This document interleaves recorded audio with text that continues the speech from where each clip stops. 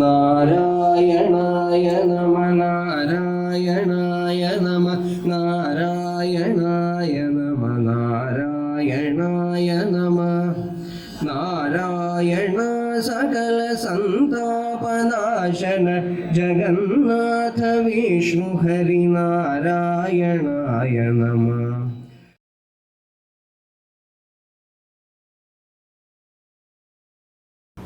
ഓം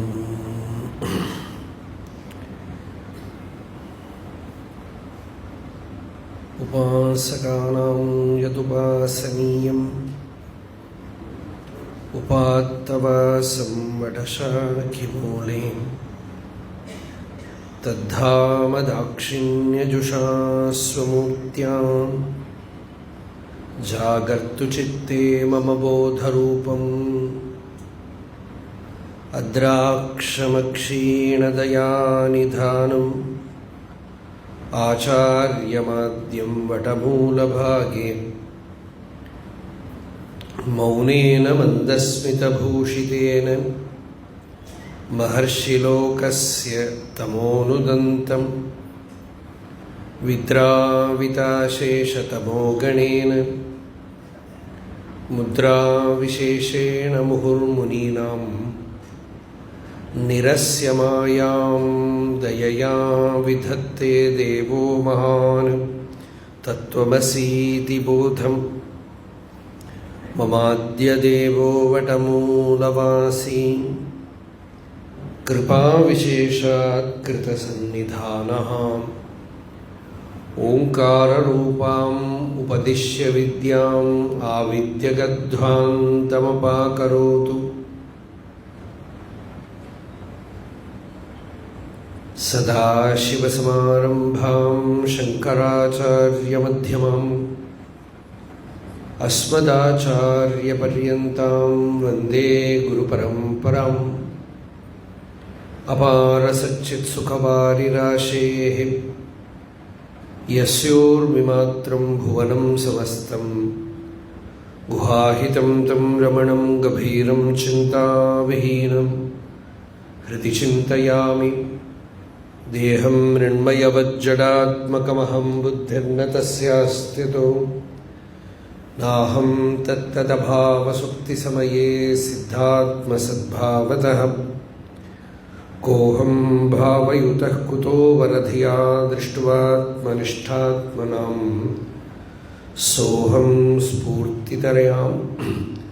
അരുണാചലശിവഃ പൂർണ്ണോ വിഭാതി സ്വയം യോऽന്തഃ പ്രവിശ്യ മമ വാചമിമാം പ്രസുപ്താം സഞ്ജീവയത്യഖില ശക്തിധരസ്വധാംനാ.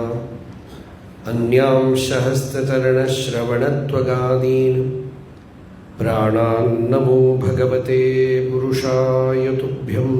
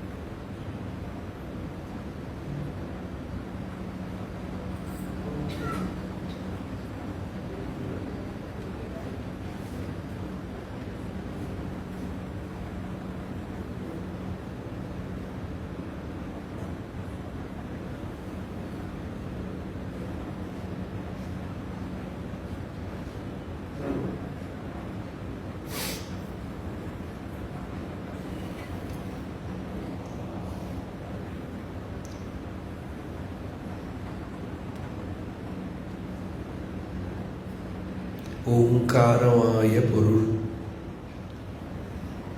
എന്നാണ് ഹരിനാമകീർത്തനം എന്ന ഈ കൃതി ആരംഭിക്കുന്നത്. അങ്ങനെ നമ്മൾ ഒരു ആമുഖം പോലെ കണ്ടു. പ്രണവത്തിൻ്റെ താത്പര്യം അതാണ് വേദം മുഴുവനും. ഉപനിഷത്തുകളൊക്കെ തന്നെ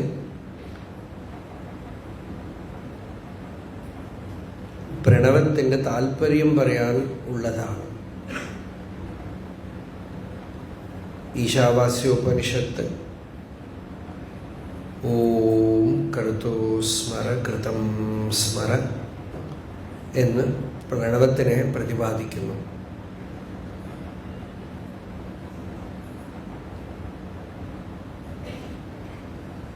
കേനോപനിഷത്തും വാക്ക് എന്നുള്ള ശബ്ദം കൊണ്ട് പ്രണവത്തിനെ പ്രതിപാദിച്ചുകൊണ്ടാണ് തുടങ്ങുന്നത്.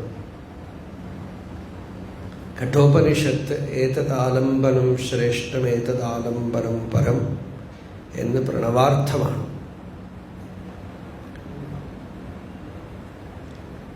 ബാക്കി എങ്ങനെ എല്ലാ ഉപനിഷത്തുകളിലും പ്രണവ താത്പര്യമാണ് പറയുന്നത്. പ്രണവത്തിൻ്റെ താത്പര്യം എന്താണ് എന്നുള്ളതാണ് ഇതിലെ ആദ്യത്തെ ശ്ലോകം. അത് നമ്മളുടെ തൻ്റെ സ്വരൂപമാണ്. അതിനെ നമ്മൾ ഭഗവാനെന്നും ബ്രഹ്മമെന്നും ആത്മാവെന്നും ഒക്കെ പറയുന്നു. ഭാഗവത താത്പര്യമാണ് ഹരിനാമകീർത്തനം. ഭാഗവത ആരംഭത്തിൽ തന്നെ പറഞ്ഞു സത്യം പരം ധീമഹി. ആ പരമസത്യത്തിനെ ധ്യാനിക്കുന്നു. ഇവിടെയും സത്യത്തിനെ ധ്യാനിച്ചുകൊണ്ടാണ് ആരംഭം. അതിന് മറ്റൊരു പേര് കൊടുത്തു ഓംകാരമായ പൊരുൾ. സത്യം തന്നെയാണ് ബ്രഹ്മേതി പരമാത്മേതി ഭഗവാനിതി ശബ്ദത്തെ. ബ്രഹ്മമെന്നും പരമാത്മാവെന്നും ഭഗവാൻ എന്നും പേര് വ്യത്യാസം, അത്രയേ ഉള്ളൂ. വദന്തി തത്വവിദഃ തത്വം. തത്വജ്ഞാനികൾ അതിനെ തത്വം എന്ന് പറയുന്നു. തത്വത്തിനുള്ളിൽ ഉദയം ചെയ്തിടുന്ന പൊരുൾ എന്നാണ്. അപ്പൊ ആ തത്വം തത്വവിത്തുക്കൾ, തത്വം അറിയുന്നവര് പറയുന്നു എന്താണ് അതിൻ്റെ സ്വരൂപം. അദ്വയം ജ്ഞാനം. ജ്ഞാനം അദ്വയം. രണ്ടില്ലാത്തതായ അറിവ്, ബോധം, കോൺഷ്യസ്നെസ്. അതിനെ ബ്രഹ്മേതി പരമാത്മേതി ഭഗവാനിതി ശബ്ദത്തെ. ദയവചെയ്ത് മുമ്പിൽ ഇരുന്ന് എഴുതരുത് കേട്ടോ. ഇത് ക്ലാസ് അല്ല, ശ്രവണമാണ് നമുക്ക് മുഖ്യം. ക്ലാസ് അല്ല ഇത് വേദാന്ത ശ്രവണമാണ്. നമ്മളുടെ സമ്പ്രദായം വേറെയാണ്. ഇത് നമ്മൾ ക്ലാസ് എടുക്കലല്ല. നിങ്ങൾക്ക് ഇപ്പോൾ ശ്രവിക്കണ സമയത്ത് വേണമെങ്കിൽ ഇത് കിട്ടും. നിങ്ങൾക്ക് ഇതൊക്കെ പിന്നെ റെക്കോർഡാണല്ലോ, എപ്പോൾ വേണമെങ്കിൽ കിട്ടും. അതുകൊണ്ട് ഈ എഴുതി കുറിച്ച് ബുദ്ധിയിൽ വെച്ചിട്ട് ഒരു കാര്യമില്ല. അവസാനം ബുദ്ധി മുട്ടും, അത്രയേ ഉള്ളൂ. അതുകൊണ്ട് ഇത് കേൾക്കുമ്പോൾ തന്നെ അപ്പോൾ തന്നെ അവനവൻ്റെ ഉള്ളിൽ അവനവനായിട്ടിരിക്കുന്ന വസ്തുവിനെയാണ് പറയണത്.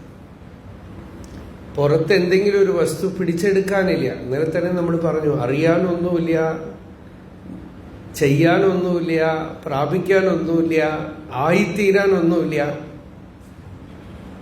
ഈ അറിയുക, ചെയ്യുക, പ്രാപിക്കുക, നേടിയെടുക്കുക, മാറ്റിമറിക്കുക, ഇതൊക്കെയാണ് മനസ്സിൻ്റെ ജോലി. ചികീർഷ, പ്രേപ്സ, ജിഹാസ, ജിജ്ഞാസ, ഇതൊക്കെ മനസ്സ് നമ്മളെ സെന്ററിൽ നിന്ന് പുറത്തേക്ക് കൊണ്ടുപോകും. കേന്ദ്രത്തിൽ നിന്ന് പുറത്തേക്ക് വിക്ഷിപ്തമാക്കും, എറിയും. നമ്മൾ വീട്ടിൻ്റെ ഉള്ളിൽ നിന്ന് ഒരു സാധനം പുറത്തേക്ക് എറിയുന്ന പോലെ എറിയാണ് ചിത്തവൃത്തികളെ. അതുകൊണ്ടാണ് അതിന് വിക്ഷേപം എന്ന് പറയുന്നത്. നമ്മളൊരു സാധനം വലിച്ചെറിയുന്ന പോലെ നമ്മളുടെ ഉള്ളിൽ നമുക്കുള്ള സ്വത്ത് പ്രാണനാണ്. ആ പ്രാണനെ ചിത്തവൃത്തികളായിട്ട് പുറമേക്ക് വലിച്ചെറിയുകയാണ്. അപ്പോൾ ഓരോരോ പ്രാവശ്യം ചിത്തവൃത്തികൾ വിക്ഷിപ്തമാവുമ്പോഴും പ്രാണൻ ചെലവായി പോവുകയാണ്. പ്രാണൻ പോയി പോകുകയാണ്. അപ്പൊ സന്തോഷം പോയി, ആനന്ദം പോയി, ശാന്തി പോയി. യോഗമെന്ന് പറയുമ്പോൾ എന്താണ്? ഈ പ്രാണനെ പതുക്കെ പതുക്കെ ഒരു കടുക് കൊണ്ടുവന്നിട്ട് ഇവിടെ അങ്ങനെ തൂവിക്കളഞ്ഞാൽ അത് പെറുക്കിയെടുക്കാൻ എത്ര ബുദ്ധിമുട്ടുണ്ട് ഇല്ലേ? ഏകദേശം അതുപോലെയൊക്കെ തന്നെയാണ് യോഗം ആരംഭപടിയിൽ ഈ കടുക് പെറുക്കിയെടുക്കുന്ന പോലെ നമ്മളുടെ അറ്റൻഷനെ പല സ്ഥലത്തു നിന്നും പെറുക്കിക്കൊണ്ടുവരേണ്ടി വരും. വിക്ഷിപ്തമായി എന്തിലൊക്കെയോ പോയി കിടക്കുന്നു, പല വ്യക്തികളില്, പല ഭാവനകളില്. ഇതൊന്നും പോരാതെ ആധുനിക ശാസ്ത്രം നമുക്ക് തന്നിട്ടുള്ള വിക്ഷേപത്തിന് വേണ്ടി ഒരു ഗാഡ്ജറ്റ്.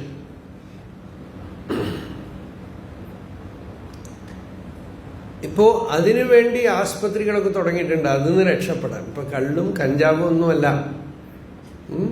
മൊബൈലാണ് ഏറ്റവും വലിയ അഡിക്ഷൻ ആളുകൾക്ക്. അപ്പോ അതിൽ നിന്ന് രക്ഷപ്പെടാൻ എന്താ വഴി എന്നാണ്.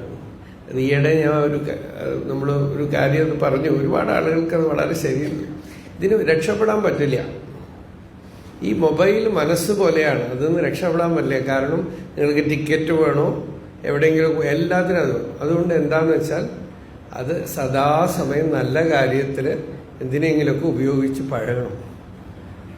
ഭാഗവതം കേൾക്കുക, ഭക്തി, നല്ല സത്സംഗ ശ്രവണം, ഇങ്ങനെയൊക്കെ ഉപയോഗിച്ചിട്ട് ആ മൊബൈൽ കാണുമ്പോൾ തന്നെ നിങ്ങൾ കണ്ണിൽ കണ്ണീര് വരണം,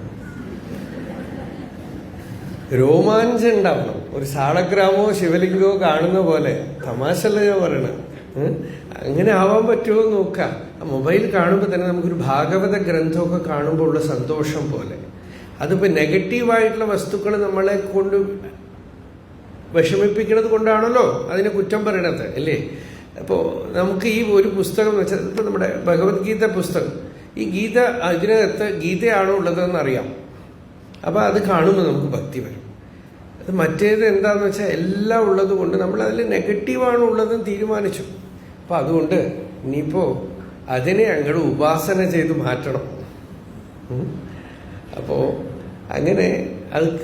അങ്ങനെ എന്തെങ്കിലുമൊക്കെ വിധത്തിൽ ഈ വിക്ഷേപങ്ങളിൽ നിന്നും മനസ്സിനെ പതുക്കെ പതുക്കെ ഒരു തപസ് എന്ന് പറയുന്നത് അതാണ്.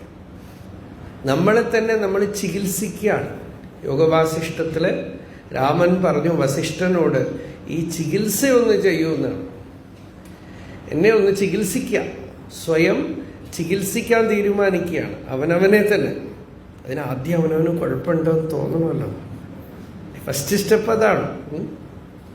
ഫസ്റ്റ് സ്റ്റെപ്പ് തന്നിൽ കുഴപ്പങ്ങളുണ്ട് എന്ന് കാണുന്നത് ഫസ്റ്റ് സ്റ്റെപ്പ്. ഇനിയിപ്പോ ആ കുഴപ്പങ്ങളെ നിവർത്തിപ്പിക്കാനായിട്ടുള്ള ഉദ്യമമാണ് യോഗം. അപ്പൊ യോഗം രണ്ടാമത്തെ പടി. മൂന്നാമത്തെ പടി എന്താ അറിയോ? മൂന്നാമത്തെ പടി ഒരു കുഴപ്പവും നമ്മളെ സ്പർശിക്കാത്ത ഒരു സെന്റർ നമ്മളുടെ ഉള്ളിലുണ്ട്. അത് തൊട്ട് കഴിയുമ്പോൾ ഉന്നെ നീ അറിന്തായാകിൽ ഉനക്ക് ഓർ കേടും ഇല്ലേ. ഒരു തമിഴ് കൈവല്യ നവനീതം പാട്ടാണ്. നീ നിന്റെ വാസ്തവമായ സ്വരൂപം അറിഞ്ഞു കഴിയുമ്പോൾ അത് പൂർണ്ണമാണ് എന്നറിയും. അപ്പോഴേ കുഴപ്പമില്ലാതാവുള്ളൂ. എങ്കിലും ഇതിന്റെ നടുക്കാണ് അധികം പേരും ഇരിക്കുന്നത്. അതുകൊണ്ട് ചിത്തവൃത്തികളെ വിക്ഷിപ്തമായിട്ട് distracted, scattered thoughts you have to collect from places, from objects, from individuals, from ideas, from gadgets, from so many corners. ഇതിങ്ങനെ നടന്നുകൊണ്ടേയിരിക്കും. ഇതാണ് യോഗത്തിന്റെ പ്രക്രിയ. ഇങ്ങനെ ചിത്തവൃത്തികളെ തിരിച്ചു കൊണ്ടുവന്ന് ഹൃദയസ്ഥാനത്തില്, ചിത്തവൃത്തികളെ തിരിച്ചു കൊണ്ടുവന്ന് ഹൃദയസ്ഥാനത്തിൽ നമ്മളിൽ തന്നെ തഥാ ദ്രഷ്ടുഹു സ്വരൂപേ അവസ്ഥാനം. യോഗത്തിന്റെ വ്യാഖ്യാനമാണത്. അപ്പോൾ തഥാ എന്ന് വെച്ചാൽ അപ്പോൾ, ദ്രഷ്ടാവ് എന്ന് വെച്ചാൽ കാണുന്നവൻ, സാക്ഷി തന്നിൽ തന്നെ ഇരിക്കുന്നു. ഇതാണ് യോഗത്തിന്റെ ഡെഫിനിഷൻ. യോഗം ഇതാണ്. താൻ തന്നിൽ തന്നെ ഇരിക്കുന്നു. അല്ലെങ്കിലോ താൻ ഇങ്ങനെ കലങ്ങി കലങ്ങി ഉള്ളിൽ മൈൻഡ് എന്തൊക്കെ ഇമോഷൻസും തോട്ട്സും ഒക്കെ കൊണ്ടുവരുന്നു എല്ലാത്തിൻ്റെ അടുത്തും ഐഡന്റിറ്റി ഉണ്ടാവും. വൃത്തി സാരൂപ്യം എന്നാണ് അതിന് പറയുക. വൃത്തി സാരൂപ്യം, ഐഡന്റിഫൈങ് വിത്ത് തോട്ട്സ്, ഐഡന്റിഫൈങ് വിത്ത് ഇമോഷൻസ്, ഐഡന്റിഫൈങ് വിത്ത് ഇമേജസ്. ഇതിങ്ങനെ ഉള്ളിൽ ഉണ്ടായിക്കൊണ്ടിരിക്കും. അതിൽ നിന്നും താൻ തന്നിൽ ശുദ്ധ ചൈതന്യത്തിൽ ശാന്തിയിൽ അങ്ങനെ ഇരിക്കുന്നതാണ് യോഗം. അങ്ങനെ ഇരിക്കുമ്പോൾ ആ ഇരിപ്പ് മാത്രമല്ല, പ്രാണരൂപത്തിൽ ചിത്തം വിക്ഷിപ്തമായി, അഥവാ ചിത്തവൃത്തികളുടെ രൂപത്തിൽ പ്രാണൻ വിക്ഷിപ്തമായി അശാന്തി ഉണ്ടാവില്ല. ഉള്ളില് യോഗം സജ്ജമായി കഴിയുമ്പോൾ എങ്ങനെ അറിയും എന്ന് വെച്ചാൽ നിറഞ്ഞിരിക്കും. ഋതം ഭരാതത്ര പ്രജ്ഞ, അയാളുടെ പ്രജ്ഞ അറിവ് കൊണ്ട് പൂർണ്ണമായിരിക്കും, ആത്മാനുഭവം കൊണ്ട് പൂർണ്ണമായിരിക്കും. ആ ആത്മാനുഭവം കൊണ്ട് പൂർണ്ണമായ ആ പ്രജ്ഞയാണ് ഇവിടെ ഓംകാരമായ പൊരുൾ എന്ന് പറഞ്ഞത്. ഓംകാരമായ പൊരുൾ, ഓംകാരത്തിന്റെ മീനിങ് മാണ്ഡുക്യോപനിഷത്ത് ഇതൊന്നും നോക്കണ്ട, നിങ്ങളിൽ തന്നെ നിങ്ങൾ കാണും. ശുദ്ധ ചൈതന്യമായിട്ട്, ചിത്തായിട്ട്, അറിവായിട്ട്, ആനന്ദമായിട്ട്, മരണമില്ലായ്മയായിട്ട്, അമൃതസ്വരൂപമായിട്ട് അവനവനിൽ തന്നെ അവനവന്റെ സ്വഭാവസ്ഥിതിയായി ഓംകാരത്തിന്റെ വ്യാഖ്യാനം നിങ്ങൾ പുസ്തകം നോക്കേണ്ടി വരില്ല, നിങ്ങൾ തന്നെ വ്യാഖ്യാനം. ഉപനിഷത്ത് തന്നെ അവസാനം പറയണത് അതാണ്. മാണ്ഡുക്യോപനിഷത്ത് പറയണത് സ ആത്മാ സവിജ്ഞേയഃ. എന്താണ് ഈ പ്രണവത്തിന്റെ അർത്ഥം? സ ആത്മാ നാന്തഃപ്രജ്ഞം ന ബഹിഷ്പ്രജ്ഞം നോഭയത പ്രജ്ഞം ന പ്രജ്ഞം ന അപ്രജ്ഞം ന പ്രജ്ഞാനഘനം അദൃശ്യം അവ്യവഹാര്യം അഗ്രാഹ്യം അലക്ഷണം അചിന്യം അവ്യപദേശ്യം ഏകാത്മപ്രത്യയസാരം പ്രപഞ്ചോപശമം ശാന്തം ശിവം അദ്വൈതം ചതുർത്ഥം മന്യന്തെ സ ആത്മാ സവിജ്ഞേയഃ. എന്തു ഗംഭീരമായ മന്ത്രമാണ്! പ്രപഞ്ചോപശമം ശാന്തം ശിവം അദ്വൈതം. പ്രപഞ്ചോപശമം, പ്രപഞ്ചം മുഴുവൻ ഉപശമിച്ചു എന്നാണ്. എന്നുവെച്ചാൽ സുഷുപ്തിയിൽ എങ്ങനെ ഉപശമിക്കുന്നു അതുപോലെ സമാധിയില് ദൃശ്യം അങ്ങോട്ട് ഇല്ലാതാക്കി തീർത്തു. വാസിഷ്ഠത്തിൽ ഒരു ഗംഭീര ശ്ലോകം വരും, നമ്മൾ വൈകിട്ട് കണ്ടതാണ്. ദൃശ്യം നാസ്തീതി ബോധേന മനസോ ദൃശ്യമാർജനം സമ്പന്നം ചേത് തതുത്പന്ന പരാ നിർവാണ നിർവൃത്തി. നിർവാണത്തിന്റെ ആനന്ദം, നിർവാണത്തിന്റെ നിർവൃത്തി, the great feeling, profound feeling of release, freedom. ഇതിനാണ് നിർവാണം എന്ന് പറയുന്നത്. നിർവൃത്തി എന്ന് പറഞ്ഞാൽ അതാണ്. ബുദ്ധൻ നിർവാണം എന്നാണല്ലോ ബുദ്ധമതത്തില്. അദ്ദേഹം ശ്രമിച്ചതും അതിനാണ്. രാജാവായിട്ട് ഇരുന്നാലൊക്കെ പെട്ടുപോകുമെന്ന് മനസ്സിലായി അദ്ദേഹത്തിന്. അത്യപകടമായി ഹൗസ് ഈസ് ഓൺ ഫയർ എന്നാണ് പറയുന്നത്. വീട് തീ പിടിച്ചാൽ, വീട് മുഴുവൻ കത്തി എരിയുമ്പോൾ ആലോചിച്ചുകൊണ്ടിരിക്കുമോ? വീട് തീ പിടിക്കുകയാണ് എന്ന് അറിഞ്ഞു കഴിഞ്ഞാൽ ആലോചിച്ചുകൊണ്ടിരിക്കുമോ? ഓടും, ഇല്ലേ? ഇറങ്ങി ഓടും. അതുപോലെ ആണ് ബുദ്ധൻ പറയണത്. അങ്ങനെ കണ്ടു എന്നാണ്. അപ്പോൾ ഇറങ്ങി എവിടേക്കെങ്കിലുമൊക്കെ ഓടുകയല്ല, തന്നിൽ തന്നെ ഉണ്ട്, തൻ്റെ തന്നെ സ്വരൂപമാണ്. പുറത്തേക്കൊന്നും ഓടിയിട്ട് രക്ഷപ്പെടാൻ പറ്റില്ല.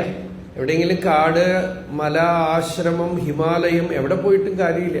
ഋഷികേശൊക്കെ നമ്മൾ ധാരാളം ക്യാമ്പൊക്കെ നടത്തി. ഇപ്പം അവിടെ തിരക്കിയിട്ട് ഇരിക്കപ്പുറത്തില്ല. ഋഷികേശിലൊക്കെ റോഡൊക്കെ നിറഞ്ഞ്, ഗംഗയിലൊക്കെ റാഫ്റ്റിംഗ് ആണ്. അപ്പോൾ നോക്കൂ, ബാഹ്യമായൊന്നും ആശ്രയിക്കാൻ പറ്റില്ല. പണ്ട് ഒരു 10-20 വർഷം മുമ്പുള്ള നമ്മളുടെ പ്രഭാഷണത്തിലൊക്കെ നിങ്ങൾ എടുത്തിട്ടാൽ നിങ്ങൾ കേൾക്കും അരുണാചലത്തിൻ്റെ മഹിമ. അവിടെ ഇപ്പോഴും അധികം ആളുകൾ അറിയാത്ത സ്ഥലമാണെന്നൊക്കെ ഞാൻ പറഞ്ഞിട്ടുണ്ടാവും. അതിപ്പോൾ ആളുകൾ കേട്ടാൽ ഇത് എന്താ ഇങ്ങനെയൊക്കെ പറയണമെന്ന് തോന്നും, ഇല്ലേ? അങ്ങനെ ഒരു 20 വർഷം കൊണ്ട് വന്ന മാറ്റമാണ്. ഭയങ്കര തിരക്ക്, എവിടെ നോക്കിയാലും ജനങ്ങൾ. ഇപ്പൊ അരുണാചല ലു ആണ്, രമണാശ്രമ ലു ആണ്. ഇപ്പൊക്കെ തെലുങ്കന്മാരുടെ തിരക്കുകൊണ്ട് സർവത്ര തിരക്കാണ്. അപ്പോൾ പുറത്തുള്ള എല്ലാ ദേശകാലങ്ങളും തിരക്ക് കൂടും. അമ്പലങ്ങളൊക്കെ തിരക്കാണ്, എവിടെ പോയാലും തിരക്കാണ്. ഒരു തിരക്കും ഇല്ലാത്തൊരു സ്ഥലം കണ്ടുപിടിക്കൂ എന്നാണ് ശങ്കരാചാര്യർ പറയുന്നത്. തിരക്കേ ഉണ്ടാവാൻ പാടില്ല, അവിടെ ജനങ്ങളെ ഉണ്ടാവാൻ പാടില്ല. ആദൗ മധ്യേച്ച അന്ത്യേച്ച ജനോ യസ്മിൻ ന വിദ്യത്തെ. ആദിയിലും അവിടെ ജനങ്ങളില്ല, മധ്യത്തിലും അവിടെ ജനങ്ങളില്ല, ഇനി ജനങ്ങളൊട്ട് വരാനും പറ്റില്ല. അങ്ങനെയുള്ള ഏകാന്ത സ്ഥലം എവിടെയാ? ആത്മാവിലും.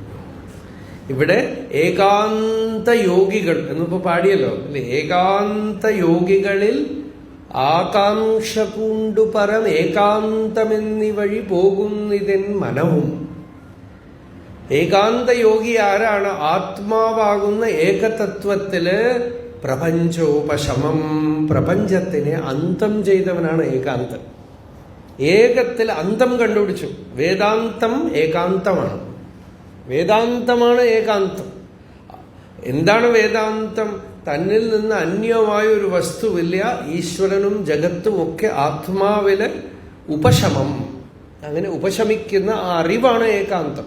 ആ ഏകാന്തം പ്രാപിച്ചാല് പിന്നെ ഏകാന്തത്തിന് ഭംഗമേ ഇല്ല. ജനകൻ പറഞ്ഞു, ഈ സഭയില് ഇത്രയും ആളുകൾക്ക് നടുവിൽ ഞാൻ ഏകാന്തത്തിലാണെന്ന് പറഞ്ഞു. അഹോ ജനസമൂഹേപി ന ദ്വൈതം പശ്യത്തോ മമ അരണ്യമിവ സംവൃത്തം ക്വരതിം കരവാണ്യഹം. ഈ ജനങ്ങളുടെ കൂട്ടത്തിന്റെ ഉള്ളിലും ബഹളത്തിന്റെ ഉള്ളിലും ന ദ്വൈതം പശ്യതഃ മമ, ദ്വൈതമേ ഞാൻ കാണുന്നില്ല എന്നാണ്. അന്യമേ ഇല്ല, അന്യമായ ഒന്നും തന്നെ ഇല്ല. അങ്ങനെയുള്ള എനിക്ക് അരണ്യമിവ സംവൃത്തം, നല്ല കാട് പോലെ ആയിത്തീർന്നു. നല്ല കാട്ടിലിരിക്കണ പോലെ നല്ല സുഖം, ശാന്തി. ക്വരതിം കരവാണ്യഹം, ഞാൻ എവിടെ ചെന്ന് ഒട്ടിപ്പിടിക്കാനാണ്? ആരോട് ഒട്ടിപ്പിടിക്കാനാണ്? ആരോട് രമിക്കാനാണ്? അന്യമായ ഒരു വസ്തുവും ഇവിടെ കാണാനില്ല. ആനന്ദമൊക്കെ ആത്മാവിലാണ്. അപ്പൊ ഏകാന്തം ആത്മാവിലാണ്. ഇതറിയാതെ പുറമേക്ക് ഓടി നടക്കുന്ന കാര്യത്തിനെയാണ് പറഞ്ഞത്. കാകൻ പറന്നു പുനരന്നങ്ങൾ പോയ വഴി പോകുന്ന പോലെ ഹരിനാരായണായ നമ. ഹംസം പറഞ്ഞു മാനസ സരസിലേക്ക് പോണത് കണ്ട് കാക്കയും പുറപ്പെട്ടു അത്രേ. ഇതുവരയ്ക്ക് പോകുന്ന ചോദ്യം. കാകൻ പറന്നു പുനരന്നങ്ങൾ പോയ വഴി പോകുന്ന പോലെ ഹരിനാരായണായ നമ. ഈ ഏകാന്ത യോഗികള് ജ്ഞാനം കൊണ്ടാണ് ഏകാന്തം സിദ്ധിക്കണത്. അവർക്ക് ജ്ഞാനം കൊണ്ടാണ് അവര് സംസാര നിവൃത്തി ഉണ്ടാവുന്നത്, അല്ലാതെ ബാഹ്യമായിട്ടല്ല. ആത്മജ്ഞാനം കൊണ്ടാണ് ദുഃഖം ശമിക്കുന്നത്. ആത്മജ്ഞാനം കൊണ്ടാണ്, കാരണം അറിവാണ് വേണ്ടത് ഇവിടെ. ശരിയായ അറിവാണ് ഇവിടെ വേണ്ടത്. ആ അറിവ് യോഗമായിട്ട് മാറണം. യോഗം എന്താണ്? ചിത്തത്തിനെ അന്തർമുഖമാക്കി, ഇവിടെയൊക്കെ ഒഴിവുണ്ട്, ഇങ്ങനെ വരാം.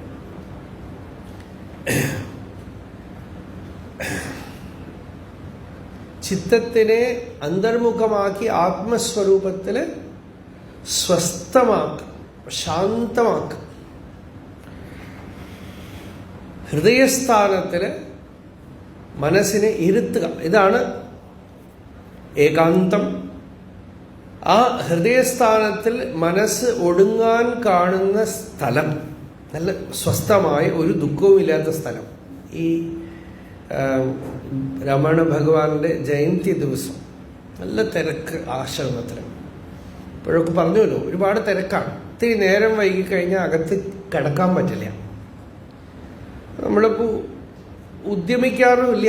ഞാൻ കുറച്ച് പേര് കൂടെ പോയി, രാവിലെ 6 മണി 6:15 പോയാൽ അവിടെ ഒരേ തിരക്ക്. മാതൃബുദ്ധേശ്വരത്തിൽ ഇരുന്നു. അവിടെ ഇരുന്ന കുറച്ചു നേരം ധ്യാനിച്ചുകൊണ്ട് ഇരുന്നിട്ട് തിരിച്ചു പോന്നു. അപ്പം അവിടെ ഇരിക്കുമ്പോൾ ഭഗവാൻ ഉള്ളില് ഒരു നാമം എടുത്തു തന്നു. വിഷ്ണു സഹസ്രനാമത്തിൽ നിന്നൊരു നാമം. എന്താ നാമം എന്ന് വെച്ചാൽ ആശ്രമ എന്നൊരു നാമം. എവിടെയാ വരണ? ആശ്രമശ്രമണക്ഷാമ അല്ലേ? പിന്നെന്താ അടുത്തല്ലേ? ആശ്രമശ്രമണക്ഷാമ. ഇതില് ആശ്രമ എന്നുള്ള ശബ്ദത്തിന്, നാമത്തിന് അർത്ഥം ആശ്രമ എന്ന് വെച്ചാൽ, ആശ്രമം എന്താണ്? നമ്മൾ വിചാരിക്കണം ആശ്രമം എന്ന് വെച്ചാൽ ചിലർ വിചാരിക്കും ഈ കെട്ടിടത്തിന് പേരാണെന്ന് വിചാരിക്കും. സ്വാമി ആശ്രമം കെട്ടി, ആശ്രമം ഉണ്ടാക്കി എന്നൊക്കെ പറയും. അപ്പൊ ആശ്രമം എന്ന് പറഞ്ഞാൽ അതാണെന്ന് അറിവില്ലാത്തവര് പറയാറുണ്ട്.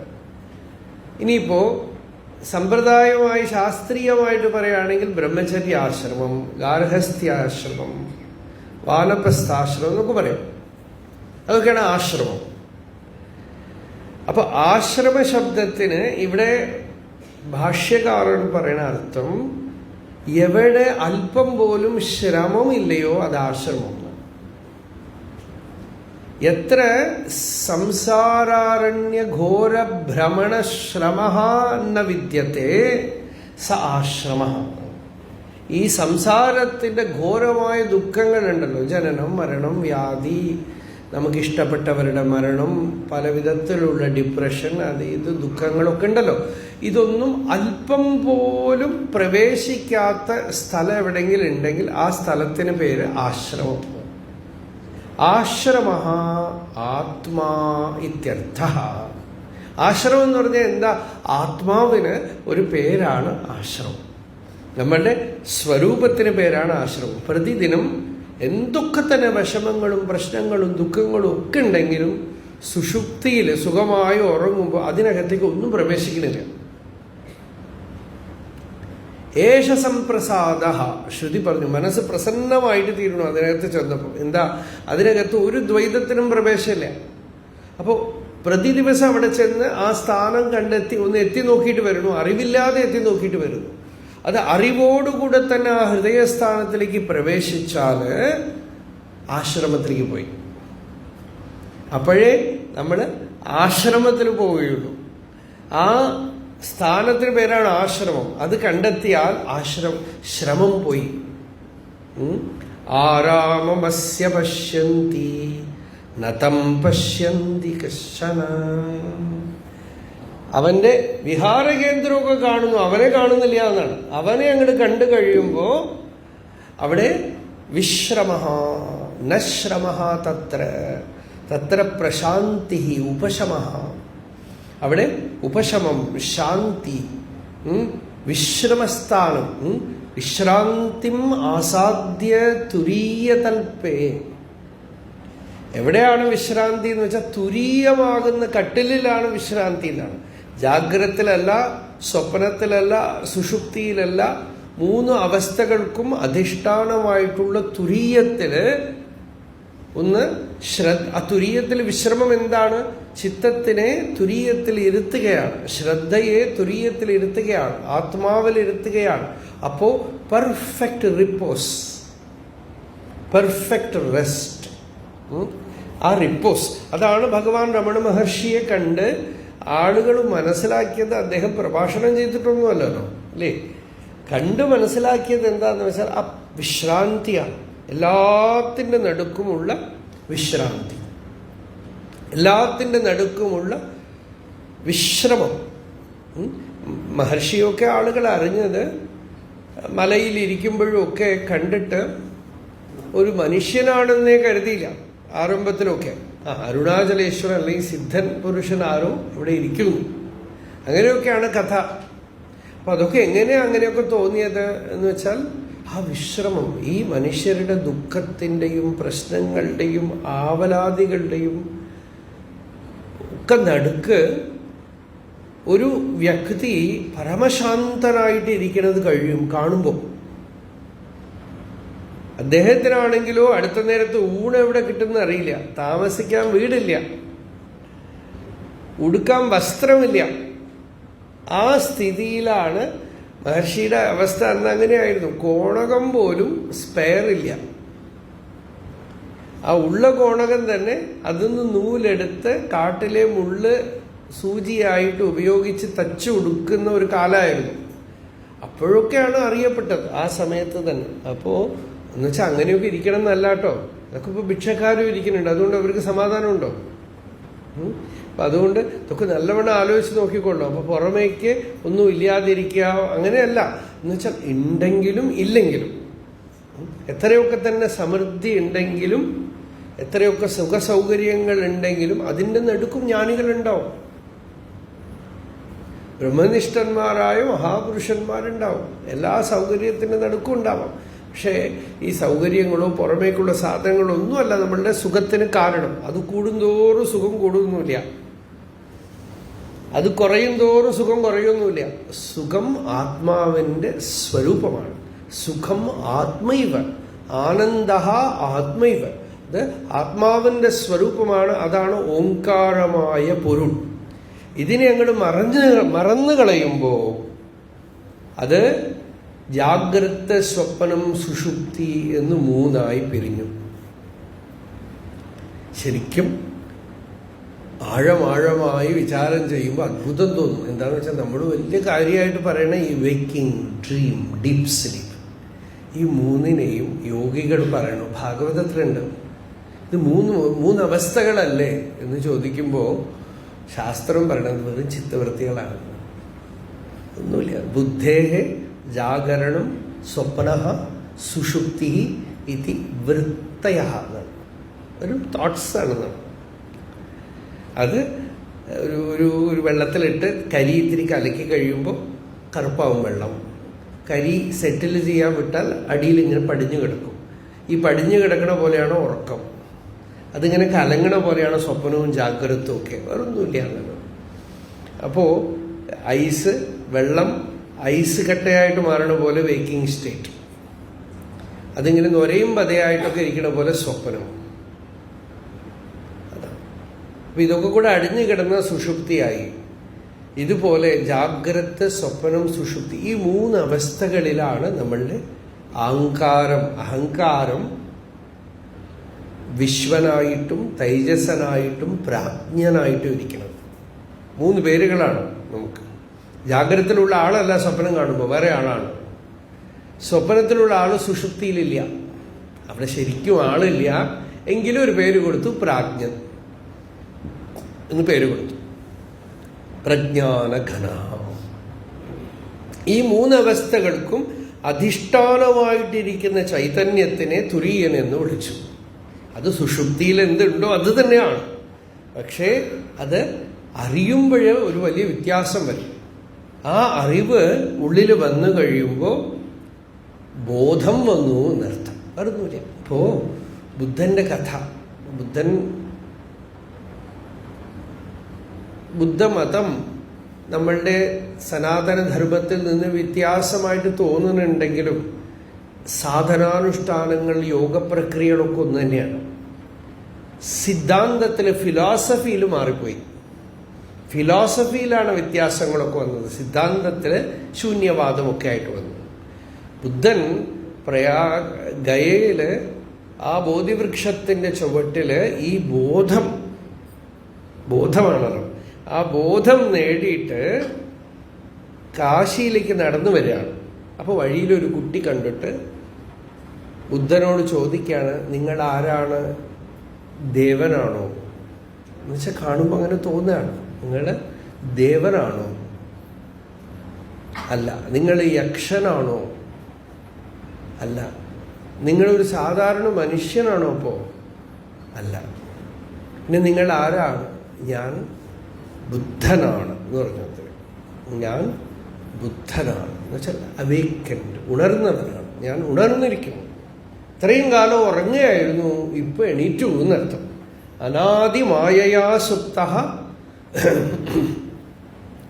യഥാ ജീവ പ്രബുദ്ധ്യത്തെ അജം അനിദ്രം അസ്വപ്നം അദ്വൈതം ബുദ്ധ്യത്തെ തഥാ. അനാദികാലമായി ഉറങ്ങിക്കിടക്കുന്ന, അവിദ്യയിൽ ഉറങ്ങിക്കിടക്കുന്ന ഈ ജീവൻ പല പല സ്വപ്നങ്ങൾ കാണുകയാണ്. ആ സ്വപ്നങ്ങളൊക്കെ വിട്ടിട്ട് നത്പ്രാണനും പരനും ഒന്നെന്നുറപ്പവർക്ക് തത്പ്രാണദേഹവും അനിത്യം കളത്ര ധനം. സ്വപ്നാദിയിൽ പലത് കണ്ടിട്ടുണർന്നവനോടൊപ്പം ഗ്രഹിക്ക ഹരിനാരായണായ നമഃ. നോക്കൂ, വേദാന്തമൊക്കെ അങ്ങനെ അതിസുലഭമായിട്ട് വരികയാണ്. മത്പ്രാണനും പരനും ഒന്ന്. എൻ്റെ അകത്ത് ഈ ജീവനായിട്ട് ഞാനെന്നിരിക്കുന്നത് ഒരു വ്യക്തിയാണെന്ന് കരുതിയിരുന്നു. ഞാനൊരു വ്യക്തിയല്ല, ഞാൻ പരമാത്മാവാണ്, ശുദ്ധ ചൈതന്യമാണ്, ബ്രഹ്മമാണെന്നുള്ള സാക്ഷാത്കാരം വന്നു. ഇപ്പോൾ ബുദ്ധൻ ബ്രഹ്മമാണെന്നൊന്നും പറഞ്ഞില്ല, പക്ഷെ നിർവാണം എന്ന് പറഞ്ഞു, പേര് പറഞ്ഞില്ല, നിർവാണം എന്ന് പറഞ്ഞു. ഞാൻ എന്നുള്ള അഭിമാനം അറ്റുപോയ ആ അവസ്ഥയെ നിർവാണം എന്ന് പറഞ്ഞു. ഏഷാ ബ്രാഹ്മീ സ്ഥിതി പാർത്ഥ നൈനാം പ്രാപ്യ വിമുഹ്യതി സ്ഥിത്വാസ്യാം അന്ധകാലേപി ബ്രഹ്മനിർവാണമൃച്ഛതി എന്ന് ഗീത. ഇത് ബ്രഹ്മസ്ഥിതിയാണ്. ഇത് ഇവിടെ മോഹമൊക്കെ അറ്റുപോയിരിക്കുന്നു എന്നാണ്, ഭ്രമം അറ്റുപോയിരിക്കുന്നു, ഡെലൂഷൻ ഒക്കെ പോയിരിക്കുന്നു. ആ അവസ്ഥയിൽ ബോധവാനായിട്ട് തീർന്നു. ഇപ്പൊ ഈ ബുദ്ധൻ എന്ന് വാക്ക് കേട്ടാൽ അതൊരു മതത്തിന്റെ പേരാണെന്ന് കരുതരുതെന്ന് അറിയാൻ വേണ്ടിയിട്ട് തന്നെ ഗൗഡപാദാചാര്യർ ഗൗഡപാദകാരികയിൽ ഒരുപാട് സ്ഥലത്ത് ബുദ്ധൻ എന്ന പേര് ഉപയോഗിക്കുന്നുണ്ട്. പക്ഷെ മോഡേൺ റിസർച്ച് സ്കോളേഴ്സ് പലപ്പോഴും അത് ബുദ്ധമതത്തിന്റെ ഇൻഫ്ലുവൻസ് ആണെന്ന് മാറ്റി വേണമെന്ന് പറഞ്ഞെടുത്തത് അവിടുന്ന്. എന്നിട്ട് എവിടെയാണ് ബുദ്ധമതത്തിന്റെ ഫിലോസഫിയും വേദാന്തവും വ്യത്യാസം വരണതെന്ന് കാണിക്കാൻ വേണ്ടിയിട്ട് തന്നെ നൈതത് ബുദ്ധേന ഭാഷിതം എന്നും കൂട്ടിച്ചേർത്തു. ഈ ചില കാര്യങ്ങൾ നൈതത് ബുദ്ധേന ഭാഷിതം, ഇത് ബുദ്ധൻ പറഞ്ഞില്ല എന്ന്. അപ്പോ കൂട്ടസ്ഥ ചൈതന്യത്തിനെ ബുദ്ധൻ പറഞ്ഞില്ല, വേദാന്തത്തിന് അതാണ് മുഖ്യം. രമണ മഹർഷി വളരെ ജാഗ്രതയായിട്ട് തൻ്റെ അനുഭവത്തിനെ പറഞ്ഞു, ഭഗവത്ഗീതയെ സ്പർശിച്ചു, ദേവികാലോത്തരം മുതലായ ആഗമശാസ്ത്ര ഗ്രന്ഥങ്ങളെ തമിഴില് വിവർത്തനം ചെയ്തു. ശങ്കരാചാര്യരുടെ ദക്ഷിണാമൂർത്തി സ്തോത്രം, വിവേക ചൂടാമണി ഇതൊക്കെ ചെയ്തു. വേണമെന്ന് പറഞ്ഞിട്ട് തന്നെ ഈ ശങ്കരാചാര്യരുടെ ഇതൊക്കെ മലയാളത്തിലേക്ക് തമിഴിലേക്ക് വിവർത്തനം ചെയ്തു വെച്ചു. ഇല്ലെങ്കിൽ എന്ത് ചെയ്യുന്നു വെച്ചാൽ ഇത് വേറെ ഫിലോസഫിയാണെന്ന് പറഞ്ഞു കളയും. ഇപ്പൊ പല ആളുകളും കേരളത്തില് അതാണ്, എങ്ങനെങ്കിലുമൊക്കെ ഇത് വേറെ ഒന്നാണെന്ന് പറയാനുള്ള ഒരു ഉദ്യമം ഉണ്ടായിക്കൊണ്ടേയിരിക്കും. മാറ്റി വേറെ എന്തോ ആണ്. സത്യം ഒരിക്കലും പുതിയതാവാനേ പറ്റില്ല. ഫ്രഷായിട്ട് ഓരോരുത്തർക്ക് അനുഭവിക്കാം, പക്ഷെ പുതിയതാവാൻ പറ്റില്ല. പുതിയ സത്യമൊന്നും ആർക്കും കണ്ടുപിടിക്കാൻ പറ്റില്ല. അപ്പോ ബുദ്ധൻ കണ്ടുപിടിച്ചതൊക്കെ ഇത് തന്നെ, പക്ഷെ പറയുമ്പോൾ വാക്കുകളിൽ വ്യത്യാസം വന്നുപോയി, അത്രയേ ഉള്ളൂ. അപ്പൊ ജ്ഞാനേന ആകാശകൽപ്പേന ധർമാന്യോ ഗഗനോപമാന ജ്ഞേയാഭിന്നേന സംബുദ്ധ, ഇങ്ങനെയാണ് തുടക്കം തന്നെ. തമ്പന്തേ ദ്വിപദാംബരം, രണ്ട് കാലിൽ നടക്കുന്നത്. ഇനിയിപ്പോ ബുദ്ധനെ പറഞ്ഞതാണെങ്കിലും ആയിക്കോട്ടെ, ഒരു ജീവൻ മുക്തന് പേരാണ് ബുദ്ധൻ, ആത്മജ്ഞാനി. അപ്പൊ ബോധം വന്ന ആള്, ആ ബോധം വരുത്തുവതിനാളായി നിന്ന പരമാചാര്യ രൂപ ഹരിനാരായണായ നമ. അപ്പൊ ആ ബോധം വരുത്താൻ ഒരു ഗുരു വന്നു. അപ്പൊ ആ ഗുരു ആരാണ്? ഗുരുവിനെ ഈ ഒരു വ്യക്തിയായിട്ട് കരുതുകയാണെങ്കിൽ പല ദോഷങ്ങൾ വരും. ഗുരു ഒരു വ്യക്തിയായിട്ട് കരുതുമ്പോൾ ലിമിറ്റേഷൻ വന്നുപോകും, പരിച്ഛിന്നത വന്നുപോകും, ദ്വൈത ദർശനം വന്നുപോകും. അതുകൊണ്ടാണ് ഗുരു എന്ന് പറയുന്നത് അന്തിമ തത്വമാണ്. ലളിതാ സഹസ്രനാമത്തിലെ പഞ്ചകൃത്യം എന്നുണ്ട് അല്ലെ? സൃഷ്ടികർत्री ബ്രഹ്മരൂപ, ഗോപ്ത്രി ഗോവിന്ദരൂപിണി, സംഹാരിണി രുദ്രരൂപ, തിരോധാനകരി ഈശ്വരി, സദാശിവ അനുഗ്രഹത. ഈ അനുഗ്രഹതത്വമാണ് ഗുരുതത്വം. അത് പുറത്തേക്ക് വരുന്നു, പക്ഷെ പ്രകാശിക്കുന്നത് അകത്താണ്. പുറത്ത് ഒരു രൂപത്തിൽ വന്നിട്ട് നമ്മളിൽ നമ്മളുടെ തന്നെ ആത്മസ്വരൂപമായി പ്രകാശിക്കുന്ന തത്വമായതുകൊണ്ട് ആത്മനോ ഗുരുഹു ആത്മൈവ പുരുഷസ്യ വിശേഷതഃ. ആത്മാവാണ് ഗുരു. അത് എങ്ങനെ മനസ്സിലാക്കാം? അത് മനസ്സിലാക്കാൻ പറ്റില്ല, അനുഭവത്തിൽ വരുമ്പോഴേ അറിയുള്ളൂ. ആചാര്യ ചൈത്യവപുഷാ സ്വഗതിം വ്യനക്തി എന്ന് ഭാഗവതത്തിൽ ഒരു അത്യദ്ഭുതമായ ഒരു വാക്യമുണ്ട്. പുറമേക്ക് ആചാര്യനായിട്ടും ഉള്ളിൽ ചിത്തരൂപത്തിൽ, ചൈതന്യ രൂപത്തിൽ, അറിവിന്റെ രൂപത്തിലൊക്കെ ആയിട്ടും ആത്മ അനുഭൂതിയെ, സാക്ഷാത്തായിട്ടുള്ള വസ്തുവിനെ പ്രകാശിപ്പിക്കണമെന്നാണ് ആ തത്വം.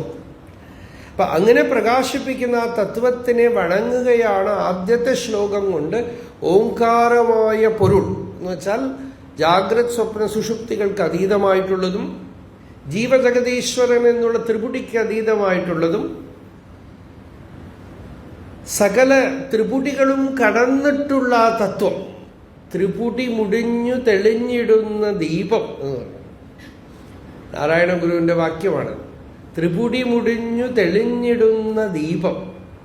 അപ്പോ കപടയതിക്കു കരസ്ഥമാകുവീലെന്ന ഉപനിഷദുക്തി രഹസ്യമൂർത്തിടേണം. എന്താ ഈ കപടയതി ആരാന്ന് വെച്ചാൽ ഈ ജീവഭാവത്തിനെ വെച്ചുകൊണ്ടിരിക്കണമെന്ന് ആഗ്രഹിക്കുന്നതാണ്. ഞാൻ ഒരാളായിട്ട് നിൽക്കണം എന്നിട്ട് അതറിയണം, അത് സാധിക്കില്ല. ഈ അഹങ്കാരം, ഈ ഞാൻ ആരാണ്, ഞാൻ എന്താണ്, ഞാൻ എന്ന് പറയുന്ന വസ്തു എന്താണ്, അതിന്റെ സ്വരൂപം എന്താണ് എന്ന് ആരായുമ്പോൾ ഈ ത്രിപുടി മുടിഞ്ഞു ആ ദീപം തെളിയും. അപ്പോ അതാണ് ഓംകാരമായ പൊരുളിൽ ഈ 3 പോയി. 3 പോകുമ്പോഴാണ് ബോധം വരുന്നത്. 3 ആവുമ്പോൾ അഹങ്കാരമായി. ഓംകാരമായി സത്വം രജസ് തമസ് എന്നുള്ള 3 ഗുണങ്ങൾ. ഇത് 3ആണ് ത്രിഗുണങ്ങൾ. ഈ ത്രിഗുണങ്ങളുടെ ഉള്ളിൽ പെട്ടു ജീവൻ. ഓംകാരമായ പൊരുൾ 3ആയി പിരിഞ്ഞുടനെ അഹങ്കാരമായി അതിനു താൻ തന്നെ സാക്ഷി. എന്തൊക്കെ തന്നെ കളങ്കങ്ങൾ ഉണ്ടായ പോലെ തോന്നിയാലും സാക്ഷി ദൃശ്യദോഷം കൊണ്ട് ബാധിക്കപ്പെടില്ല. സാക്ഷി അവിടെ കണ്ടുകൊണ്ടിരിക്കുന്ന ആളുണ്ടല്ലോ, അയാൾ ഇതിലൊന്നും പെടില്ല. നമ്മളിപ്പോൾ ഒരു സിനിമ കണ്ടു എന്ന് പറഞ്ഞാൽ സിനിമയിലുണ്ടാവുന്നത് നമ്മുടെ മേലെ വീഴില്ലല്ലോ. പക്ഷെ നമ്മൾ ധരിക്കുകയാണ് ആ സിനിമ കണ്ടിട്ട് സിനിമയെ താനായി പോയ പോലെ അല്ലേ. നമ്മുടെ ഐഡന്റിറ്റിയാണ്. സിനിമ കാണാൻ ചില ആളുകളുടെ അടുത്തൊന്നും ഇരുന്ന് കാണാൻ പറ്റില്ല. ഞങ്ങളൊക്കെ കുട്ടിക്കാലത്ത് അവിടെ അടുത്തൊരു സിനിമാ കൊട്ടായിൽ കൂട്ടിക്കൊണ്ടുപോകും. അവിടെ കൊണ്ടുപോയി നമ്മുടെ കൂടെ വരുന്ന ഒരു പയ്യൻ ഉണ്ടായിരുന്നു. അയാളെ കൂട്ടിക്കൊണ്ടുപോയി. അയാൾ ഒരിക്കൽ എന്ത് ചെയ്തു എന്ന് വെച്ചാൽ MGR MN നമ്പ്യാരെ അടിച്ചത് പോട്ടെ, ഇയാൾ മുമ്പിലിരിക്കുന്ന ആളുടെ കരണക്കുത്തിക്ക് പിന്നാലെ ഒന്ന് കൊടുത്തു, ഓടിപ്പോയില്ല. അന്നത്തോടെ അത് നിർത്തി. നമ്മൾ വലിയ പ്രശ്നം ഉണ്ടാക്കി. ഇയാൾ ഓടിച്ചെന്ന് ടോട്ടൽ ഐഡന്റിറ്റിയാണ്. അത് കണ്ടിട്ട് അതിനോട് താതാത്മ്യം പ്രാപിച്ചിട്ട് ഇയാൾ ഇരിക്കുന്ന സ്ഥലം, ചെറിയ പയ്യനാണ്, ഒക്കെ ചെറിയ വയസ്സിലുള്ള കാര്യമാണെന്ന് വെച്ചോളൂ. ഞാനൊരു 30-35 വർഷം തിയേറ്ററൊന്നും കണ്ടിട്ടില്ല ഇപ്പോൾ.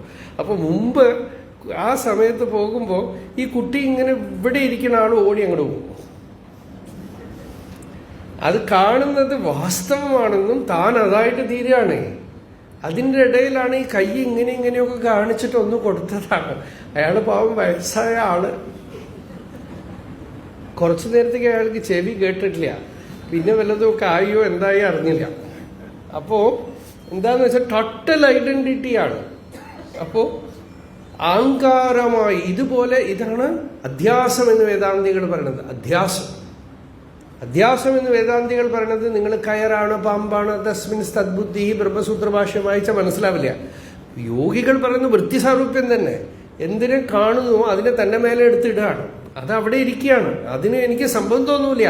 പക്ഷെ അതിനെ എടുത്തിട്ട് എൻ്റെ മേലെ ഇട്ടിട്ട് അത് ഞാനാണ് എന്ന് വിചാരിക്കുക, അത് എൻ്റേതാണ് എന്ന് ധരിക്കുകയാണ്. ഈ ഒരു കുഴപ്പം പലതിലും ഉണ്ട്. ലോകത്തിൽ പല കാര്യങ്ങളിലും നമ്മൾ എടുത്ത് വിചാരിച്ച് ചിന്തിച്ച്, ഇപ്പൊ രാഷ്ട്രീയ പാർട്ടികൾ, എവിടെയോ നടക്കുന്ന രാഷ്ട്രീയ യുദ്ധമൊക്കെ നമ്മൾ ഉള്ളിൽ വിചാരിച്ച് ഏതെങ്കിലും ഒരു പക്ഷത്ത് ചേർന്ന് ഇങ്ങനെ അതിനെക്കുറിച്ച് ചിന്തിച്ച് വിഷമിച്ച് ഇങ്ങനെ ഉണ്ട് അല്ലേ, വിഷമിച്ചുകൊണ്ടിരിക്കുകയാണ് ആളുകൾ. ഇതൊക്കെയാണ് ഒരു മനോരോഗമാണ്. ഈ മനോരോഗമാണ് അറ്റാച്ച്മെന്റ് കൊണ്ടുവരുന്ന, അവേർഷൻ കൊണ്ടുവരുന്ന വിഷമൂർച്ഛന എന്നാണ് വാസിഷ്ഠം പറയുന്നത്. വിഷമൂർച്ഛന നോക്കൂ, ഗംഭീരമായൊരു വാക്ക്. വൈകുന്നേരം പറയേണ്ട കാര്യമാണ്, ഇപ്പോൾ പറയണു അത്രേ ഉള്ളൂ. വിഷമൂർച്ഛന എന്ന് വെച്ചാൽ ഈ വിഷം എടുത്തിട്ട് ചില ആളുകൾ അഡിക്റ്റഡ് ആവുന്നുണ്ട്. ചിലര് പാമ്പിന്റെ വിഷമൊക്കെ അത്ര കഴിക്കണത്, ഈ ഗഞ്ചാവിനൊക്കെ പകരം. അപ്പൊ ഇതൊക്കെ പഴയകാലം മുതൽ ഉണ്ടായിരുന്ന സൂക്കേടാണെന്ന് മനസ്സിലാവുന്നുണ്ട്. അപ്പൊ അവർ പറയുന്നത് വിഷമൂർച്ഛന. അപ്പൊ ആളുകൾക്ക് ഈ അറ്റാച്ച്മെന്റ് കൊണ്ടൊക്കെ വരുന്ന ഒരു സുഖം ഉണ്ടല്ലോ, അതിനെ വാസിഷ്ഠം പറയണത് വിഷമൂർച്ഛന എന്നാണ്. വിഷം കഴിച്ചിട്ട് മൂർച്ഛിച്ച് വീഴുന്നതിൽ ഒരാൾ അഡിക്റ്റഡ് ആയാൽ എങ്ങനെയാണോ അതുപോലെ. അപ്പൊ അത്രയും കണ്ട് ദോഷകാര്യമാണെന്നർത്ഥം.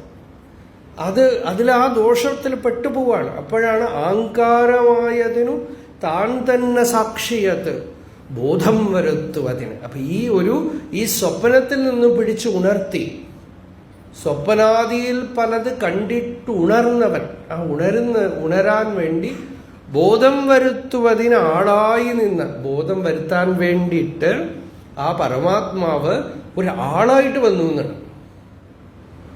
ആളായിട്ട് വന്നിട്ടില്ലെങ്കിൽ നമ്മൾക്ക് ഒരു വിധത്തിലും അറിവിനെ നമ്മളുടെ ഉള്ളിലുണ്ട്, പക്ഷെ അറിയാൻ കഴിഞ്ഞില്ല. കൈവല്യനവനീതത്തില് ജ്ഞാനം നേടിയിട്ട് ശിഷ്യൻ പറഞ്ഞു, അയ്യനെ അനന്ത ജന്മങ്ങൾ എനതുളേ എനയാണ്ട നെയ്യനെ ഉപദേശിക്ക വെളിവந்த ഗുരുവേ പോറ്റി ഉയ്യവേ മുക്തി നൽകും ഉദവിക്കുവോർ ഉദവിനായൻ ചെയ്യുമാറൊന്നും കാണേൻ തിരുവടി പോറ്റി പോറ്റി. അനന്ത ജന്മങ്ങൾ എൻ്റെ ഉള്ളിലിരുന്ന് ഇങ്ങനെ ഉപദേശിച്ചുകൊണ്ടേയിരുന്നു, ഞാൻ കേട്ടില്ല. എല്ലാവർക്കും ഉണ്ട്. ശരിക്കും പറഞ്ഞാൽ പുറമേക്കൊരു ഗുരു ഇല്ലാതെ ഒക്കെ ചെയ്യാൻ പറ്റും. ഉപദേശക്രമോരാമ വ്യവസ്ഥാമാത്രപാലനം എന്നാണ് വസിഷ്ഠം പറയണത്. ഉപദേശിക്കാൻ ഒരു പുറത്ത് ആൾ വേണമെന്നുള്ളൊരു വ്യവസ്ഥയാണ്. പക്ഷേ വേണമെങ്കിൽ ആത്മാ ഗുരുവാവാൻ പറ്റും. അത്രയ്ക്കൊക്കെ തന്നെ സൂക്ഷ്മദർശനം ഉണ്ടെങ്കിൽ ഒരാൾക്ക് തൻ്റെ ഉള്ളിലുള്ള മനസ്സിനെയും കടന്നുള്ള വസ്തുവിനെ ആശ്രയിക്കാൻ സാധിക്കുമെങ്കിൽ.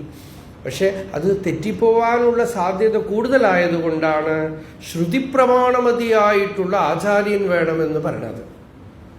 തമിഴ് സിദ്ധാന്തക്കാർ പറയും സകല ജീവൻ, നിഷ്കല ജീവൻ,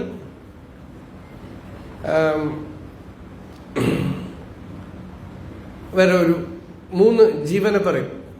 അതില് വളരെ ത്രിഗുണങ്ങളുടെയും ബന്ധമുള്ള ജീവന് പുറത്ത് ഒരു ക്ഷേത്ര ദർശനം, ഉപാസന, പൂജ മുതലായ കാര്യങ്ങളൊക്കെ വേണം. ഈ അല്പദോഷം മാത്രമുള്ള ജീവന് പുറത്തൊരു ഗുരു വന്ന് ഉപദേശിച്ചാൽ മതി. ഈ ആണവമലം, ജീവഭാവം എന്നുള്ള ഒരേ ഒരു ദോഷത്തോടുകൂടി അപൂർവം ചിലർ വരും എന്നാണ്. ഇപ്പം നമ്മൾ മഹർഷിയൊക്കെ നമ്മളങ്ങനെ കണക്കാക്കാം. പുറത്തൊന്നും ഒരാളില്ലാതെ എങ്ങനെ വന്നു എന്ന് വെച്ചാൽ ആണവമലം മാത്രം, ചെറിയ ജീവഭാവത്തോടു കൂടിയുള്ള ദോഷം മാത്രമായിട്ട് വന്നു. അപ്പം എന്താ, പുറത്തൊരു ഗുരു ഒന്നും ആവശ്യമില്ല. തന്നിൽ തന്നെ പ്രഥമ ഉത്തമ പുരുഷൻ തന്നെ ഗുരുവായിട്ട് തീർന്നു. മധ്യമ പുരുഷ ഗുരു വേണ്ട, പ്രഥമ പുരുഷ ഗുരുവും വേണ്ട. എന്നുവെച്ചാൽ പുറത്തൊക്കെ അമ്പലങ്ങളിലൊക്കെ പോയി കണക്ഷൻ ഇല്ലാത്ത ഉപാസനയൊക്കെ ചെയ്യണ്ടല്ലോ, അതാണ് പ്രഥമ പുരുഷ ഗുരു. മധ്യമ പുരുഷ ഗുരു എന്താ, മുമ്പിൽ വന്ന് നേർക്ക് നേരെ നിന്ന് ഉപദേശിക്കലും ഒക്കെ. ഉത്തമ പുരുഷ ഗുരു തന്മയ് എന്ന് പറയും. ആ തന്മയിലുള്ള ഗുരു വളരെ അപൂർവ ആളുകൾക്ക് പറ്റുള്ളൂ. പക്ഷേ പ്രഥമ പുരുഷ ഗുരുവായിട്ട് എന്ന് വെച്ചാൽ അമ്പലങ്ങളിലും അവിടെയും ഇവിടെയൊക്കെ നമുക്ക് നേരിട്ട് കണക്ഷനൊന്നുമില്ല, ഒരു ലിങ്ക്, ഇമോഷണൽ ലിങ്ക് ഒന്നും വന്നിട്ടില്ലെങ്കിൽ പോലും ചെന്ന് നമസ്കരിച്ച് ഇത് കുറെ കഴിയുമ്പോൾ മധ്യമ പുരുഷ ഗുരു വരും. എന്ന് വെച്ചാൽ 1-to-1 ഇൻട്രാക്ഷൻ. അവിടെ ഉപദേശവും നേരിട്ടുള്ള അനുഭവവും അവിടെ വ്യക്തിനിഷ്ഠമായിട്ട് തീരും ഉപദേശാദികൾ അവിടെ. അത് കഴിഞ്ഞ് അടുത്ത പടിക്കാണ് ഉത്തമ പുരുഷ ഗുരു. വെളിയിലും വലിയ ആശ്രയം, തന്നിൽ തന്നെ താനായി തൻ്റെ തന്നെ ഉള്ളിൽ വസ്തുവായി നിൽക്കുന്ന ഗുരു. അറിവാണ് ഗുരു. ബുദ്ധി തന്നെ ഗുരുവായിട്ട് തീർന്നു, അറിവ് തന്നെ ഗുരുവായിട്ട് തീർന്നു, ആത്മാവ് തന്നെ ഗുരുവായിട്ട് തീർന്നു. അങ്ങനെ ആവുമ്പോൾ അവിടെ ബോധം വന്നു എന്നർത്ഥം. ബോധം വരുത്തുവതിന് ആളായി നിന്ന പരമാചാര്യ രൂപ ഹരിനാരായണായ നമഃ. ആ ബോധം വരുത്താനായിട്ട് പുറമേക്കൊരാളായി വന്ന് ആ പരമാചാര്യ രൂപനായ നാരായണൻ നമസ്കാരം. ഈ പാട്ട് ഭാഗവതത്തിലെ മത്സ്യാവതാര സ്തുതി. മത്സ്യം അവതാരമായിട്ട് ഭഗവാൻ വന്നപ്പോൾ ഭഗവാനെ സ്തുതിക്കുന്നത് ഗുരുവായിട്ടാണ്. ഈ സംസാര സമുദ്രത്തിനുള്ളിലുള്ളതാണല്ലോ മത്സ്യം. അപ്പം നമ്മൾ പെട്ടുകിടക്കുന്ന സ്ഥലത്തേക്ക് വന്ന് നമ്മളെ പിടിച്ച് ഉയർത്തുന്ന ആ മഹാശക്തിയെ സ്തുതിക്കുകയാണ് അവിടെ. അനാദികാലമായി ഭഗവാനെ ഞാൻ അവിദ്യയിൽ പെട്ടുകിടന്നു. ആ അവിദ്യക്ക് അവിടുന്ന് ഒരു അന്തം വരുത്തി. ത്വം അർക്കദൃക്. അവിടുന്ന് സൂര്യതുല്യമുള്ള പ്രകാശത്തോടു കൂടിയവനാണ് ഭഗവാനെ. പുറമേ നിന്നുമൊക്കെ ആരുടെടുത്തെങ്കിലുമൊക്കെ പെട്ടുപോയാൽ ഒരു സ്റ്റേജിന് ശേഷം വെളിയിലുള്ള ഗുരു ഒന്നും വേണ്ട. ചിലരൊക്കെ ശിഷ്യന്മാരെ കിട്ടാനാണ് ബുദ്ധിമുട്ട്, ഗുരുക്കന്മാർ ധാരാളം ഉണ്ടെന്ന് പറയും. അചക്ഷുഹു അന്ധസ്യ യഥാ അഗ്രണീഹി കൃതഃ തഥാ ജനസ്യ അവിദുഷഃ അബുധോ ഗുരു. സ്വയം അവിവേകിയായവന് അവിവേകിയായ ഗുരു. അങ്ങനെയൊക്കെ ജനങ്ങൾ പെട്ടു വലഞ്ഞ് രാമകൃഷ്ണ പരമഹംസർ പറയുന്ന പോലെ നീർക്കോലിയുടെ വായിൽ പെട്ട പോക്കാച്ചിത്തവളയെ പോലെ എന്നാണ്. നീർക്കോലിയുടെ വായിൽ പെട്ട പോക്കാച്ചിത്തവള വലുതായിരിക്കും. അത് നീർക്കോലിയുടെ വായിൽ പെട്ട നീർക്കോലിയെ കൊണ്ട് അതിനെ വിഴുങ്ങാനും പറ്റില്ല, ഈ തവളയ്ക്ക് പുറത്ത് ചാടാനും പറ്റില്ല. രണ്ടുപേരും ബുദ്ധിമുട്ടുന്നതാണ്. ഇതുപോലെ ഈ ഗുരുവും ബുദ്ധിമുട്ടും ഈ ശിഷ്യനും ബുദ്ധിമുട്ടും. അതുകൊണ്ട് അചക്ഷുഹു അന്ധസ്യ യഥാ അഗ്രണീഹി കൃതഃ അന്ധേനൈവ നീയമാനാഹ യഥാ അന്ധാഹ എന്ന് ഉപനിഷത്ത്. അതിനെ തന്നെ ഭാഗവതം ഇങ്ങനെ പറയാണ്, തഥാജനസ്യ അവിദുഷഃ അബുധോ ഗുരുഹു. അവിദ്വാനായിട്ടുള്ളവന് അബുധനായിട്ടൊരു ഗുരു. അപ്പൊ രണ്ടുപേർക്കും ബുദ്ധിമുട്ടാവും, പ്രശ്നമാവും, ദുഃഖമാവും. അങ്ങനെ ഉള്ള സ്ഥലത്ത് ഭഗവാനെ അവിടുന്ന് സൂര്യതുല്യം പ്രകാശിക്കുന്ന ഗുരുവാണ്. ആത്മാവായി എല്ലാവരുടെ ഉള്ളിലും പ്രകാശിക്കുന്ന ഗുരുവാണ്. സർവവൃത്തികൾക്കും സാക്ഷിയായിട്ടിരിക്കുന്ന ഗുരുവാണ്. ഓംകാരമെന്ന് വാദിക്കുന്ന വേദം, ആദൗ പ്രണവ ഏവ ആസീത് വേദ, വേദ പ്രണവ ഏവ ആസീത്. വേദം പ്രണവം തന്നെയായിരുന്നു എന്നാണ്. പിന്നെ ഇത്രയൊക്കെ പിരിഞ്ഞത് വേദം. അപ്പൊ വളരെ സിമ്പിളാണ്. വേദം എന്താണ്? പ്രണവമാണ്. അപ്പൊ പ്രണവത്തിന്റെ താല്പര്യം എന്താണ്? ആത്മാവാണ്. പ്രണവത്തിന്റെ താല്പര്യം ഉണർന്നു കഴിയുമ്പോൾ ജനന മരണങ്ങളില്ലാത്ത ആത്മാവാണ് ഞാനെന്ന്. അതാണ് പ്രണവമുണർന്നു പിറപ്പൊഴിഞ്ഞു വാഴും മുനി എന്ന് പറഞ്ഞു. മുനി ആരാണെന്ന് വെച്ചാൽ പ്രണവമുണർന്നു പിറപ്പൊഴിഞ്ഞു വാഴും മുനി. പ്രണവത്തിന്റെ അർത്ഥം, അതിന്റെ താല്പര്യം അറിഞ്ഞവൻ പിറപ്പൊഴിഞ്ഞു വാഴുന്ന മുനിയാണ്. അവന് ജനനമില്ല, മരണമില്ല, അജം, നിത്യം, ശാശ്വതം, ശാന്തമായ മുനിയാണവൻ. അപ്പൊ പ്രണവമുണർന്നു പിറപ്പൊഴിഞ്ഞു വാഴുന്ന മുനി ആണ് ആള്. പുറത്തൊരാള് വന്നു. ആ ആള് വന്നിട്ട് എന്ത് ചെയ്തു? നമുക്ക് ബോധം വരുത്തുവാനായി മഹാവാക്യ ഉപദേശം ചെയ്തു. നീ ആത്മാവാണ്. ഈ ലോകത്തിലെ ആളുകളൊക്കെ നീ ഇവനാണ് അവനാണ് എന്നൊക്കെ പറയും, ഇല്ലേ? അച്ഛൻ, അമ്മ, ആരും ബന്ധുക്കളില്ല ഒരു മുമുക്ഷുവിന്. ലോകത്തിലൊരു കുട്ടി വന്ന് ജനിക്കുമ്പോൾ ആരെങ്കിലുമൊക്കെ നീ ആത്മാവാണെന്ന് പറയാറുണ്ടോ? മദാലസ എന്നൊരു അമ്മയെ കുറിച്ച് പറയും. കുട്ടികളെയൊക്കെ മഹാവാക്യം ഉപദേശിച്ചു അത്രേ. കരയരുത്, നീ ദുഃഖിക്കരുത്, നീ വിഷമിക്കരുത് കുഞ്ഞെ, നീ ശുദ്ധ ചൈതന്യമാണ്. ശുദ്ധോസി ബുദ്ധോസി നിരഞ്ജനോസി പ്രപഞ്ചമായ പരിവർജിതോസി. നീ ശുദ്ധനാണ്, ബുദ്ധനാണ്, നിരഞ്ജനാണ്, നീ ശരീരമല്ല, ആനന്ദസ്വരൂപനാണെന്നൊക്കെ കുട്ടിയെ പറഞ്ഞ് വളർത്തിയ അമ്മ. നമ്മൾ എന്തു പറയും? കണ്ണെവിടെ, മൂക്കെവിടെ, ചെവി എവിടെ എന്നൊക്കെ ചോദിച്ച കുട്ടിക്ക് എല്ലാം അറിയണ്ടല്ലോ. അവിടുന്ന് തൊട്ട് തുടങ്ങുകയാണ്. കണ്ണിനു കണ്ണെവിടെ, മനസ്സിന് മനസ്സ്, അതൊന്നുമില്ലല്ലോ നമുക്ക്. അപ്പോൾ കണ്ണ്, മൂക്ക്, ചെവി, ശരീരത്തെ തൊട്ട് തുടങ്ങി ഇത് അച്ഛൻ, ഇതമ്മ. പിന്നെ നമ്മൾ പഠിപ്പിക്കും ഇത് എൻ്റെ ആണെന്ന്. അപ്പോൾ കുട്ടി കരയും. അപ്പോൾ നല്ല ബുദ്ധിയുണ്ട്. ഈ നായ്ക്കളും ഇതൊക്കെ കടിക്കാൻ പഠിപ്പിക്കണ പോലെയാണ്. ഒന്ന് കാണിച്ചിട്ട് ആ കുട്ടിയുടെ സാധനം എടുത്തു വെക്കുക. എന്നിട്ട് ഇത് എൻ്റെ ആണെന്ന് പറയുമ്പോൾ ആ കുട്ടി ബഹളം കൂട്ടിയാൽ നല്ല സാമർഥ്യം ഉണ്ട് കേട്ടോ മകനെന്ന്, അവൻ വെടുപ്പാവും. ഇങ്ങനെയാണ് നമ്മൾ കുട്ടികളെ, നമ്മളുടെ രാഗദ്വേഷങ്ങളൊക്കെ പഠിപ്പിക്കാൻ വേണ്ടിയിട്ടാണ് സ്കൂളും കോളേജും ഒക്കെ, ഇല്ലേ? വേറെ ഒന്നുമില്ല. ഇവന് ഇത്രയും സാധനങ്ങൾ വിറ്റു, അതിന് ഇത്ര രൂപ കൊടുത്തു, ഇത് കൊടുത്തു, ഇതൊക്കെയാണല്ലോ കണക്ക്, അല്ലേ? അവന് വേണം ഇവൻ കൊടുത്തു, ഇവന് വേണം അവൻ കൊടുത്തു എന്ന് കണക്കേ ഇല്ല. ഒന്ന് നോക്കൂ, ഇവന് എന്തോ സാധനം വേണമായിരുന്നു, അയാള് സന്തോഷമായിട്ട് കൊടുത്തു. ഇയാൾക്ക് എന്തോ സാധനം വേണമായിരുന്നു, ഇയാൾ സന്തോഷമായിട്ട് കൊടുത്തു എന്ന് പറഞ്ഞാൽ കണക്കേ ഇല്ല. അപ്പോ ഹൃദയം വിശാലമായി കഴിയുമ്പോൾ ആദ്യം പൂട്ടുന്ന സാധനം കണക്കാണ്.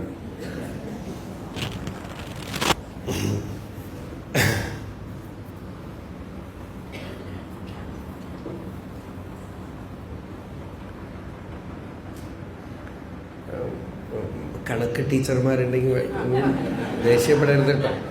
അല്ല, ചിരിക്കണ്ട, ഇനി വരാൻ പോണേ ഉള്ളൂ. ഒരു ഡെഫിനിഷൻ ഒരു കുട്ടി പറഞ്ഞതാണ്, ഒരു തമാശയാണത്. മാത്സ് എന്ന് പറഞ്ഞാൽ എന്താണെന്ന് പറഞ്ഞത്, കുട്ടി അത്ര വിഷമിച്ചിട്ടുണ്ട്.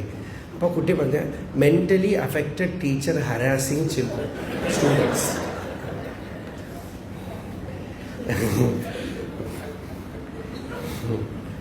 പരസ്പര വിഗ്രഹം വൈരമത്ര വിധായ. ഭാഗവതം പറയണു ഇത് എൻ്റെ, ഇത് എൻ്റെ, ഇങ്ങനെ എങ്ങനെയെന്നൊക്കെ പറഞ്ഞ് പൃഥക് ബുദ്ധി. പ്രഹ്ലാദനെ പഠിപ്പിച്ചത് അതാണ്. അവര് ശ്രമിച്ചു പ്രഹ്ലാദനെ ഒന്നും രണ്ടാണെന്ന് പഠിപ്പിക്കാൻ. പ്രഹ്ലാദൻ പറഞ്ഞു ഒന്നും ഒന്നാണ്. അയാൾ രണ്ടിലേക്കേ പോകാൻ കൂട്ടാക്കില്ല. ഇവര് ആരംഭം തൊട്ട് തുടങ്ങണമെന്ന് ത്രൈവർഗികം ശ്രമിച്ചു. പ്രഹ്ലാദൻ പറഞ്ഞു ത്രൈവർഗിക ആയാസം, അത് വലിയ വിഷമാണ്, എനിക്ക് വേണ്ട. അപ്പൊ ത്രൈവർഗികത്തിലേക്കേ പോയില്ല. അപ്പൊ ത്രിവർഗതോ ധർമ്മം, അർത്ഥം, കാമം മൂന്നിലേക്കും പോയില്ല. നേരെ അങ്ങോട്ട് മോക്ഷമാണ്, തത്വജിജ്ഞാസയാണ്, ഏകതത്വജ്ഞാനമാണ്, സർവവും പരമാത്മാവാണെന്നുള്ള അറിവാണ്. നമുക്കൊരു തെറ്റിദ്ധാരണയുണ്ട്, പ്രഹ്ലാദന് വേണ്ടി ഭഗവാൻ തൂണിൻ്റെ ഉള്ളിൽ നിന്ന് വന്നു. പ്രഹ്ലാദന് വേണ്ടിയിട്ടല്ല വന്നത്, ഹിരണ്യകശിപുവിന് വേണ്ടിയിട്ടാണ്. കാരണം ഹിരണ്യകശിപുവാണ് ചോദിച്ചത്, ഈ തൂണില് വിഷ്ണു ഉണ്ടോ, തൂണില് ഭഗവാനുണ്ടോ എന്ന് ചോദിച്ചത്. അപ്പൊ സത്യം വിധാതും നിജഭൃത്യഭാഷിതം. ഈ നിജഭൃത്യൻ പ്രഹ്ലാദനല്ല, നമ്മൾ മറന്നു കളയരുത്, ഹിരണ്യകശിപുവാണ് നിജഭൃത്യൻ. അയാളിപ്പോ വന്നിട്ടേ ഉള്ളൂ അവിടുന്ന്. അതാണ് പാവം. അവിടുന്ന് പോസ്റ്റിംഗ് ഇവിടെ കൊടുത്തതും നേരെ ചൊവ്വ ഉണ്ടോന്ന് നോക്കാൻ പുറകെ വന്ന് തൂണിലിരുന്നതാണ്. മൂപ്പര് കണ്ടുപിടിച്ചു. അപ്പോ സത്യം വിധാതും നിജഭൃത്യഭാഷിതം എന്ന് പറയണത്. അപ്പൊ പ്രഹ്ലാദനെ സംബന്ധിച്ച് തൂണിലൊന്നും ഇരിക്കേണ്ട ആവശ്യമില്ല. ത്വം വായുരഗ്നിരവനിർ വിയദംബുമാത്രാഹ പ്രാണേന്ദ്രിയാണി ഹൃദയം ചിദനുഗ്രഹശ്ച സർവം ത്വമേവ സഗുണോ വിഗുണശ്ച ഭൂമൻ നാന്യത്വദസ്തി യത് മനോവചസാ നിരുക്തം. വായു അഗ്നി അവനി വിയത് അംബു മാത്രാഹ അംബുമാത്രാഹ പ്രാണേന്ദ്രിയാണി ഹൃദയം ചിത് അനുഗ്രഹശ്ച സർവം ത്വമേവ. എല്ലാം ഭഗവാനെ അവിടുന്നാണെന്ന്. ഏവം വിമർശ്യ സുധിയഃ വിരമന്തി ശബ്ദാത്. ഇങ്ങനെ നല്ലവണ്ണം വിചാരം ചെയ്തിട്ട് ജ്ഞാനികൾ എന്ത് ചെയ്യുന്നു എന്ന് വെച്ചാൽ കർമ്മങ്ങളിൽ നിന്നും അറിയാനുള്ളതിൽ നിന്നും ശബ്ദശാസ്ത്രം വേദത്തിൽ നിന്നും ഒക്കെ തന്നെയാണ് വിരമിച്ചു. ഇനിയൊന്നും അറിയാനില്ല എന്നാണ്, ബോധം വന്നു എന്നർത്ഥം. വിരമന്തി ശബ്ദാത്. ഇനി ഒന്നും അറിയാനോ ചെയ്യാനോ നേടിയെടുക്കാനോ ആയിത്തീരാനോ ഒന്നുമില്ലെന്ന് തീരുമാനിച്ച് വിരമന്തി ശബ്ദാത്. അതാണ് ബോധം വരുത്തുവതിനാളായി നിന്ന പരമാചാര്യരൂപ ഹരിനാരായണായ നമ. ആ പരമാചാര്യനായ ഭഗവാൻ ഈ ശിഷ്യന് ബോധം വരുത്താനായിട്ട് ഭഗവാൻ ഒരു ആചാര്യ രൂപത്തിൽ പുറത്തു വന്ന് ഉപദേശിച്ചു. ഈ ആചാര്യന്റെ ആവിർഭാവം ജീവിതത്തിൽ വളരെ മുഖ്യമാണ്.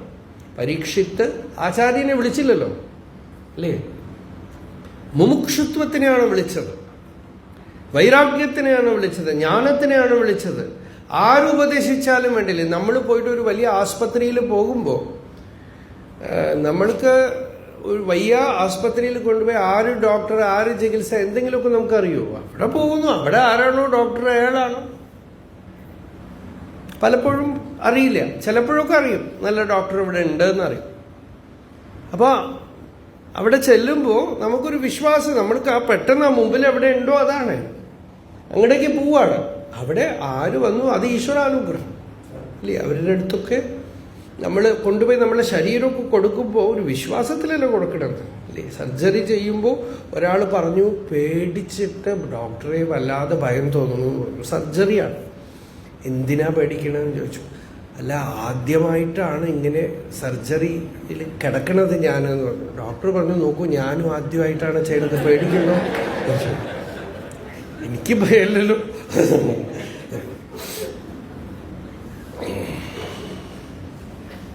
അപ്പോ വിശ്വാസമാണ്, ശ്രദ്ധയാണ്. അങ്ങനെ ആ ഡോക്ടർ നമുക്ക് വൈദ്യോ നാരായണോ ഹരിഹി എന്ന് പറഞ്ഞ് അങ്ങനെ കൊടുക്കുകയാണ്. അപ്പോൾ അങ്ങനെയാണ്. അപ്പോൾ ഈ സത്യം നമുക്ക് ബോധിപ്പിക്കാനായി ഭഗവാൻ ഒരു ആചാര്യ രൂപത്തിൽ വരുന്നു. ആര് വരുന്നു? അത് ആചാര്യ രൂപത്തിൽ. ഇപ്പോൾ പക്ഷേ വഴി തെറ്റില്ല എന്നാണ്. സെന്റർ കറക്റ്റാണെങ്കിൽ ഇവിടെ മനസ്സിൽ നിങ്ങളുടെ വൈരാഗ്യവും മുമുക്ഷുത്വവും ശരിയാണെങ്കിൽ ഉത്തമ ആചാര്യ രൂപത്തിൽ ഭഗവാൻ ആവിർഭവിക്കും പുറത്ത്. ഇവിടെ എന്തെങ്കിലുമൊക്കെ കളങ്കം ഉണ്ടെങ്കിൽ റിഫ്ലക്ഷനാണ് പ്രപഞ്ചം, ദർപ്പണമാണ്. വിശ്വം ദർപ്പണ ദൃശ്യമാണ് നഗരി. ഈ നിയമം തെറ്റുകയേ ഇല്ല. ഇവിടെ എന്തെങ്കിലും കുഴപ്പമുണ്ടെങ്കിൽ അതിൻ്റെ റിസൊണൻസ് പുറത്ത് കാണും, അതിൻ്റെ പ്രതിധ്വനി പുറത്ത് കാണും. ഏതെങ്കിലും വ്യക്തിയുടെ രൂപത്തിലോ ചിലപ്പോൾ ചില ഇൻസിഡൻറ്റ്, ചില എന്തെങ്കിലും വിഷമങ്ങൾ മുമ്പിൽ നടക്കുന്നുണ്ടെങ്കിൽ 100% നമ്മളുടെ ഉള്ളിൽ കുഴപ്പമുണ്ട്. കാരണം അതിൻ്റെ വിത്ത് ഇവിടെ ഇല്ലാതെ പുറത്ത് മുളയ്ക്കില്ല. ഇതൊരു നിയമമാണ്, മാറ്റാനേ പറ്റാത്ത നിയമമാണ്. വിത്ത് ഉള്ളിലുണ്ടാവും, മുള പുറത്ത് വരും. അപ്പൊ അകമേക്ക് ഒരു ദോഷം ഉണ്ടാവും, ആ ദോഷം പുറമേക്ക് രൂപമെടുത്ത് വന്ന് നിൽക്കും. അതേപോലെ അകമേക്ക് നല്ല മുമുക്ഷുത്വമുണ്ടോ, ഗുരു വരും, പുറമേക്ക് വരും. അകമേക്ക് ജ്ഞാനത്തിന് അധികാരിയാണോ, ആ ഗുരു പുറമേക്ക് വരുമ്പോൾ സാക്ഷാത്ത് ബ്രഹ്മസ്വരൂപമായിട്ട് കാണും. വ്യക്തിയായിട്ടല്ല, ബ്രഹ്മസ്വരൂപമായിട്ട് കാണും. അത് ചൈതന്യസ്വരൂപമായിട്ട് കാണും. അതാണ്, അതിനു വേണ്ടിയിട്ടാണ് ഇത് പറയുന്നത്. ഗുരുവിനെ വ്യക്തിയായിട്ട് കാണുമ്പോൾ ഈ മുമുക്ഷുവും വ്യക്തിയായിട്ട് പോകും. അപ്പൊ ഗുരുവിനെ തത്വമായിട്ട് കാണണം, ബ്രഹ്മമായിട്ട് ചൈതന്യമായിട്ട് കാണണം. അപ്പൊ എന്താ, അവിടെ ആ അറിവ് നേരെ നമ്മളിൽ പ്രവർത്തിക്കും, നമ്മളിൽ അനുഭൂതിയായിട്ട് തീരും, സാക്ഷാത്കാരമായിട്ട് തീരും. അത് ഗുരുവിന് വേണ്ടിയിട്ടൊന്നുമല്ല, നമുക്ക് വേണ്ടിയിട്ടാണ്. നമ്മൾ വ്യക്തിയായിട്ട് കരുതുമ്പോണ്ടല്ലോ, അവിടെ പോയിട്ട് അവരെയും ഉപദ്രവിക്കും, നമ്മളെയും ഉപദ്രവിക്കും. അപ്പൊ ഗുരുവിനെ വ്യക്തിയായിട്ടല്ല കാണുന്നത്, പരബ്രഹ്മ വസ്തുവായിട്ട്, അത് ചൈതന്യമായിട്ട്. അപ്പൊ അതുകൊണ്ട് അതൊരു ലൗകികമായ ഒരു സമ്പർക്കമല്ല, അതൊരു സംബന്ധമല്ല, അത് ഓംകാരമായ പൊരുളാണ്. അവിടെ ആ ബോധം വരുത്തുവതിന് ആളായി നിന്ന ആചാര്യൻ. എന്നിട്ട് അത് ബോധം വരുത്തുന്നത് നമ്മളുടെ ഉള്ളിലുള്ള ഓംകാരമായ പൊരുളിനെയാണ്. നമ്മളിൽ തന്നെ ഉള്ള പ്രണവത്തിൻ്റെ താത്പര്യമായ വസ്തുവിനെ പ്രകാശിപ്പിച്ച് നമ്മളിൽ തന്നെ മറഞ്ഞു പോകും. ഈശ്വരോ ഗുരുഹു ആത്മേതി മൂർത്തിഭേദ വിഭാഗിനെ വ്യോമവത് വ്യാപ്തദേഹായ ദക്ഷിണാമൂർത്തയേ നമഃ. ആരംഭത്തിൽ ഈശ്വരനായിട്ട് ഭജിച്ചു, പിന്നെ പുറമേക്ക് ഗുരുവായിട്ട് വന്നു, ഉപദേശിച്ചു. മൂന്നാമത്തത് ആത്മാവായി ഹൃദയത്തിൽ പ്രകാശിച്ചു. ആ ആത്മാവില് ഈശ്വരനും ഗുരുവും ഒക്കെ ലയിച്ചു പോകും.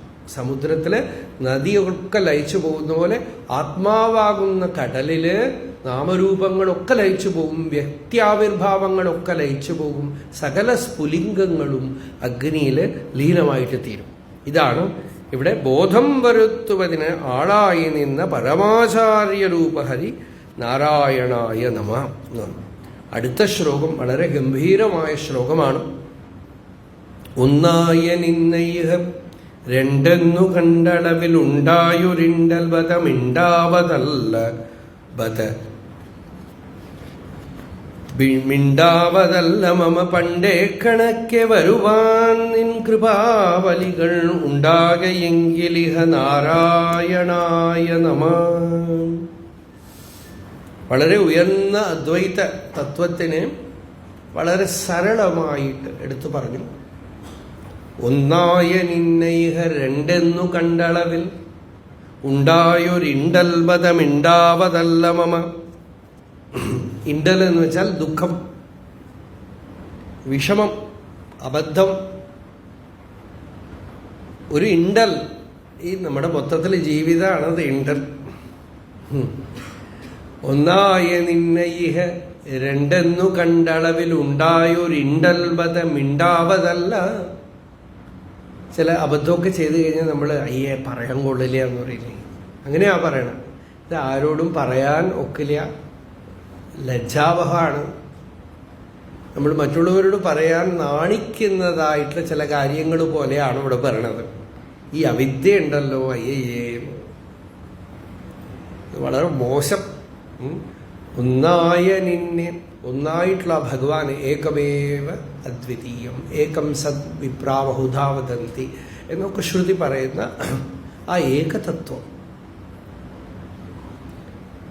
ആ ഏകതത്വം എന്ന് പറയുമ്പോൾ അതൊരു ഫിലോസഫിക്കൽ റിയാലിറ്റി ആയിട്ട് മാത്രം എടുക്കേണ്ട. അനുഭവത്തിൽ വസ്തു ഏകമാണ്. വളരെ എളുപ്പമാണ് അദ്വൈതം മനസ്സിലാക്കാൻ. അദ്വൈതം മനസ്സിലാക്കാൻ ഫിലോസഫി ഒന്നും ആവശ്യമില്ല. നമ്മുടെ മഹർഷിയോട് ചോദിച്ചു ദ്വൈതത്തിനെ കുറിച്ചും അദ്വൈതത്തിനെ കുറിച്ചുമൊക്കെ. മഹർഷി പറഞ്ഞു, നിങ്ങളുടെ ഉള്ളിൽ രണ്ട് ഞാനുണ്ടോ എന്ന് ചോദിച്ചു. അത്ര എളുപ്പമാണ് അദ്വൈതം. ഈ ഞാൻ എന്നുള്ള അനുഭവം എപ്പോഴും അദ്വൈതമാണ്, രണ്ടൊന്നുമില്ല അതിന്. ഇപ്പൊ സുഷുപ്തിയിൽ പ്രതി ദിവസം അവിടെ അത് മാത്രമേ ഉള്ളൂ, സുഖസ്വരൂപമായി, രണ്ടാമതൊന്നുമില്ല. ഇപ്പൊ നിങ്ങളെയൊക്കെ ഞാൻ കാണുന്നു, ഇതൊക്കെ പ്രതീതിയാണ്,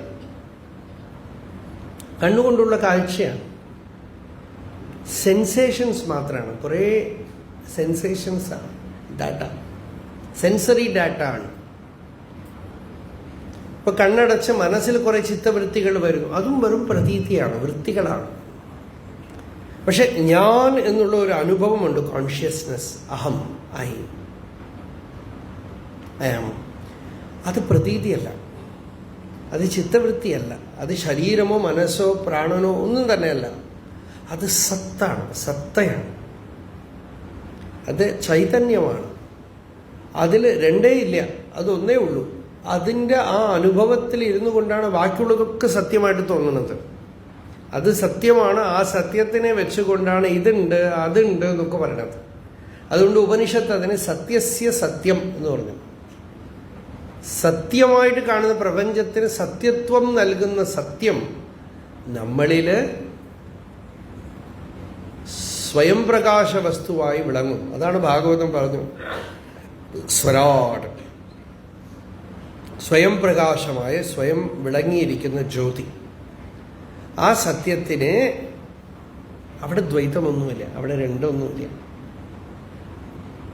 നോ ഡുവാലിറ്റി അറ്റ് ഓൾ. അങ്ങനെ ഇരിക്കുന്ന വസ്തുവില് മനസ്സ് പൊന്തുമ്പോഴാണ് ദ്വൈതം വരുന്നത്. മനസ്സ് ഉദിക്കുമ്പോൾ ആദ്യം ഉദിച്ചതാണ് ഞാൻ എന്നുള്ള വൃത്തി, അപ്പൊ തന്നെ ദ്വൈതം വന്നു. ഞാനെന്നൊന്ന് ഉദിച്ചതോടുകൂടെ തന്നെ ദ്വൈതം വന്നു. ആദ്യത്തെ ദ്വൈതം അഹംവൃത്തി തന്നെയാണ്. ഈ I thought it self is the first second person. You your self are the first second person. You are the second person. Even you do not exist in yourself. നിങ്ങളുടെ വാസ്തവമായ സ്വരൂപത്തിൽ നിങ്ങൾ പോലും ഇല്ല. ദിവസം സുഖമായി ഉറങ്ങുമ്പോൾ സുഷുപ്തിയിൽ ഞാൻ പോലും ഇല്ല, ഞാൻ എന്നുള്ള തോട്ട് പോലും ഇല്ല. മാത്രമല്ല, ശ്രദ്ധിക്കുമ്പോൾ അറിയാം, ജാഗ്രതത്തിലും ഒരുപാട് സമയം ഈ ഞാനില്ല. ഐഡന്റിറ്റി കാർഡ്, ആധാർ കാർഡൊക്കെ എപ്പോഴെങ്കിലുമൊക്കെ എടുക്കണ പോലെയാണ്. ആരെങ്കിലും ചോദിക്കുമ്പോഴോ വ്യവഹരിക്കുമ്പോഴോ ഒക്കെ മാത്രം വരുന്ന ഒരു സെൽഫ് ഇമേജാണ് ഈ ചിതാഭാസൻ. അതിങ്ങനെ ആകാശത്തിൽ മേഘം പോലെ ഉള്ളിൽ വരികയും വ്യവഹാരയോഗ്യമാവുകയും ചെയ്തിട്ട് പോവാണ്. അപ്പൊ ചിതാഭാസനും പലപ്പോഴും ഇല്ല. ചിലപ്പോഴൊക്കെ നീ അവനൊക്കെ ഉള്ളപ്പോഴും ഞാനില്ല. ഈ സിനിമയൊക്കെ കാണുമ്പോൾ അങ്ങനെയാണ്, നീയും അവനും ഒക്കെ ഉണ്ട്, ഞാനില്ല. അപ്പൊ ടോട്ടൽ ഐഡന്റിറ്റിയാണ് അവിടെ. അപ്പൊ ഈ ചിതാഭാസൻ പോലും ഇല്ലാതെ വ്യവഹാരങ്ങളാണ്. അപ്പൊ ഈ ചിതാഭാസൻ എന്ന് പറയുന്ന ഈ ചിത്തവൃത്തി, ഐ തോട്ട്, സെൽഫ് ഇമേജ്, അതും കള്ളമാണ്. അപ്പൊ അതിനും ഉദിക്കാൻ ഇടം നൽകിക്കൊണ്ട് സ്വയം പ്രകാശിച്ചു കൊണ്ടിരിക്കുന്ന സത്ത രണ്ടില്ലാത്തതാണ്. അതുകൊണ്ട് അതിനെ ഒന്നെന്നേ പറയാൻ പറ്റുള്ളൂ. അതുകൊണ്ട് ഒന്നെന്ന് പറഞ്ഞാണ്, അല്ലാതെ ഒന്നെന്ന് പറയാനും വ്യവഹരിക്കാൻ സാധ്യതയില്ല. നചൈകം തദന്യ ദ്വിതീയം കുതസ്യാത് നവാ കേവലത്വം നചാ കേവലത്വം നശൂന്യം നച അശൂന്യം അദ്വൈതകത്വാത് കഥം സർവവേദാന്ത സിദ്ധം ബ്രവീമി. അവിടെ രണ്ടില്ല, ശൂന്യമോ അശൂന്യമോ ഒന്നും അല്ലാതെ അങ്ങനെയുള്ള വേദാന്ത സിദ്ധമായ സത്യത്തിനെ ഇവിടെ പറയുകയാണ്. ഒന്നായ നിന്നയിഹ രണ്ടെന്നു കണ്ടളവിൽ. അതിൽ രണ്ടാമതൊന്ന് വന്നപ്പോ ഉണ്ടായ ഒരിണ്ടൽ, അതിൽ നിന്ന് വിഷമങ്ങൾ, ദുഃഖങ്ങൾ. രണ്ട് വന്നതുമേ ഇവൻ അവനെന്നും ഞാനെന്നും ഇവനെന്നും അവനെന്നും, ഇതാണല്ലോ അല്ലേ വർത്തമാനം പറയുമ്പോൾ മുഴുവൻ അതാണ്. അവനെങ്ങനെ ചെയ്തു, ഇവനെങ്ങനെ ചെയ്തു, നീ ഇങ്ങനെ പറയാൻ പാടില്ലായിരുന്നു, നിന്നെയാണ് എനിക്ക് ഏറ്റവും ഇഷ്ടം, ഞാൻ എന്തൊക്കെ ചെയ്തു അറിയോ. ഈ മൂന്നെണ്ണേ ഉള്ളൂ അല്ലേ. ഈ മൂന്നും അങ്ങോട്ട് മാറ്റി നിർത്തിയിട്ടൊന്ന് വർത്തമാനം പറഞ്ഞു നോക്കൂ, ഒന്നും പറയാനില്ല. അവൻ, ഇവൻ, അത്, ഇത്, ഞാൻ, നീയെ. രമണ മഹർഷി അക്ഷരമണമാലയിൽ ഒരു പാട്ടാണ്, നീ നാൻ അരപ്പുലി നിതം കലിമയമായി നിன்றுணும் നിലൈ അരുൾ അരുണാചല. അരുണാചല, നീ ഞാൻ എന്നുള്ളതൊക്കെ അറ്റുപോയി അഖണ്ഡ സച്ചിദാനന്ദമായി കളിമയമായി ആനന്ദമയമായിട്ടിരിക്കുന്ന ആ നില, ആ അവസ്ഥ എനിക്ക് തരൂ. ആനന്ദ സ്വരൂപത്തിനെ എന്നിൽ പ്രകാശിപ്പിക്കൂ. അപ്പൊ നീയും ഞാനും ഒക്കെ അറ്റുപോയി ശുദ്ധ ചൈതന്യമായിട്ടിരിക്കുന്ന ആനന്ദ സ്ഥിതി, ചിദാനന്ദ സ്ഥിതി, ഇതാണ് ഇവിടെ വളരെ ഉയർന്ന അവസ്ഥയായിട്ട് പറഞ്ഞു. അപ്പോ ഞാനെന്ന ഭാവം അത് തോന്നായിക വേണം. അടുത്ത പാട്ടൊക്കെ അതാണ്. അപ്പൊ ഇവിടെ ഒന്നായ നിന്നെ, ഒരു ഏകവും അദ്വയവുമായ ആത്മാവിനെ, ബ്രഹ്മത്തിനെ രണ്ടെന്നു കണ്ട അളവിൽ, രണ്ടെന്ന് കണ്ട സ്ഥലത്ത് മുതൽ ദോഷം തുടങ്ങി. ഭീതിർനോമദ്വിതീയാത് ഭവതി. പിന്നെന്താ? നനു മനഃകൽപ്പിതം ച ദ്വിതീയം. ഈ ദ്വിതീയം മനഃകൽപ്പിതമാണെന്നാണ്. മനസ്സ് കൽപ്പനയാണ്, ദ്വിതീയമില്ല. ഭീതിർനാമദ്വിതീയാത് ഭവതി നനു മനഃകൽപ്പിതം ച ദ്വിതീയം തേനൈക്യ അഭ്യാസശീലോ ഹൃദയമിഹ യഥാശക്തി ബുദ്ധ്യാ നിരുന്ധ്യാം. യഥാശക്തി. അദ്ദേഹം വളരെ വലിയ വിദ്വാനായിരുന്നു, ഭട്ടതിരി. അപ്പൊ അദ്ദേഹം ശാസ്ത്രമൊക്കെ നല്ലവണ്ണം അധ്യയനം ചെയ്തിട്ടുണ്ട്.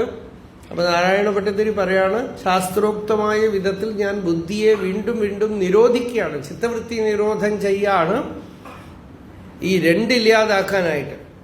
യഥാശക്തി ബുദ്ധ്യാനിരുന്ധ്യാം മായാവിദ്ധേതു തസ്മിൻ പുനരപിന തഥാഭാതി.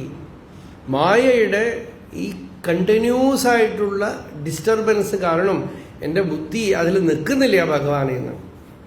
മായാധിനാഥം തം ത്വാം ഭക്ത്യാ മഹത്യാ സതതമനുഭജൻ ഏവ ഭീതിം വിജഹ്യാം.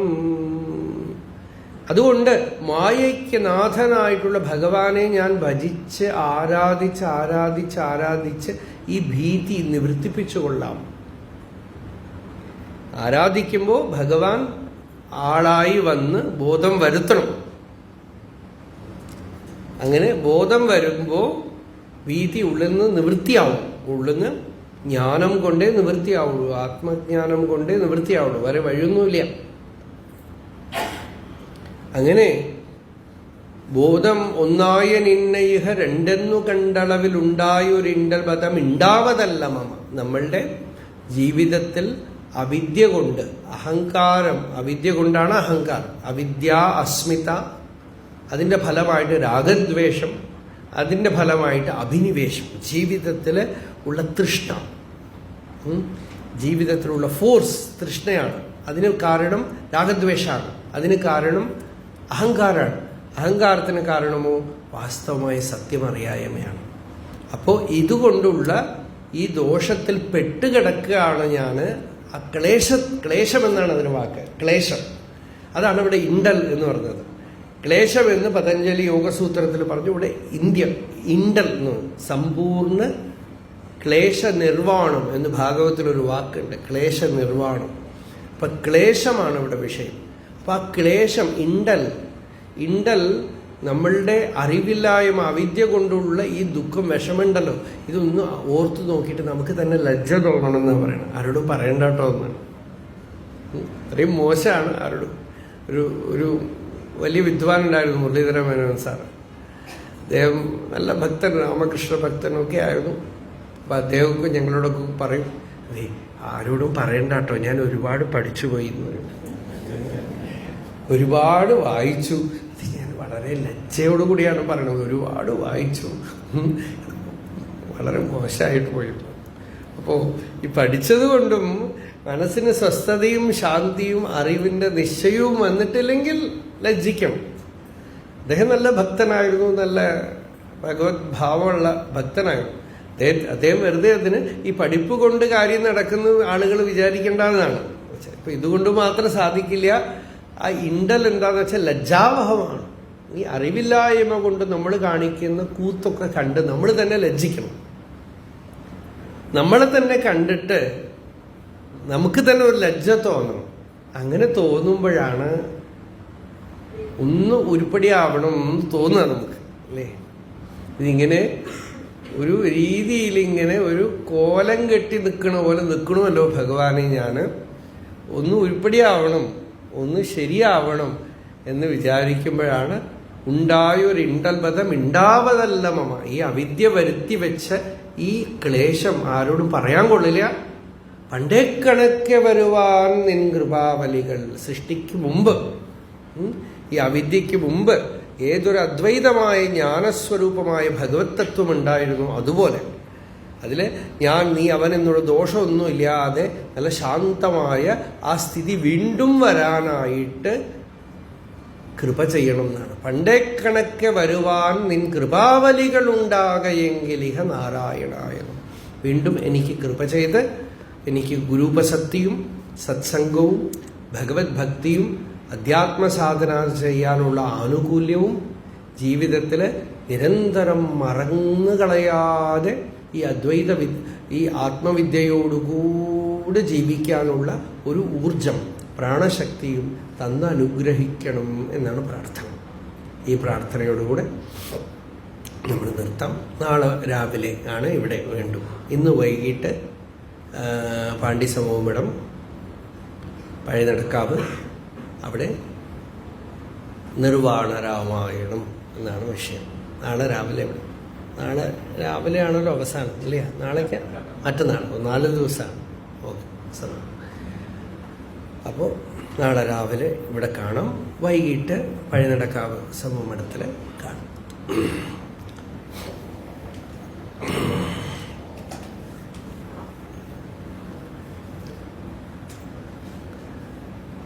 നാരായണായ നമ, നാരായണായ നമ, നാരായണായ നാരായണായ നമ, നാരായണായ നമ, നാരായണായ നമ, നാരായണായ നമ, നാരായണായ നമ.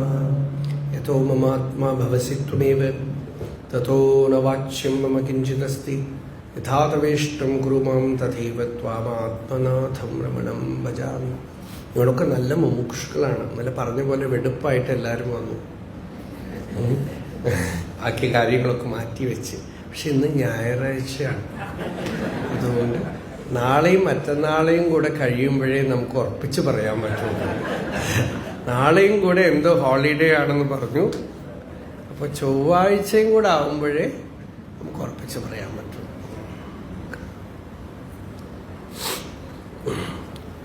അതുകൊണ്ട് ചൊവ്വാഴ്ചയാണ് മുക്തിക്ക് തക്കൊരു ഉപദേശം നൽകും ജനനമക്കിയുടെ പറഞ്ഞു.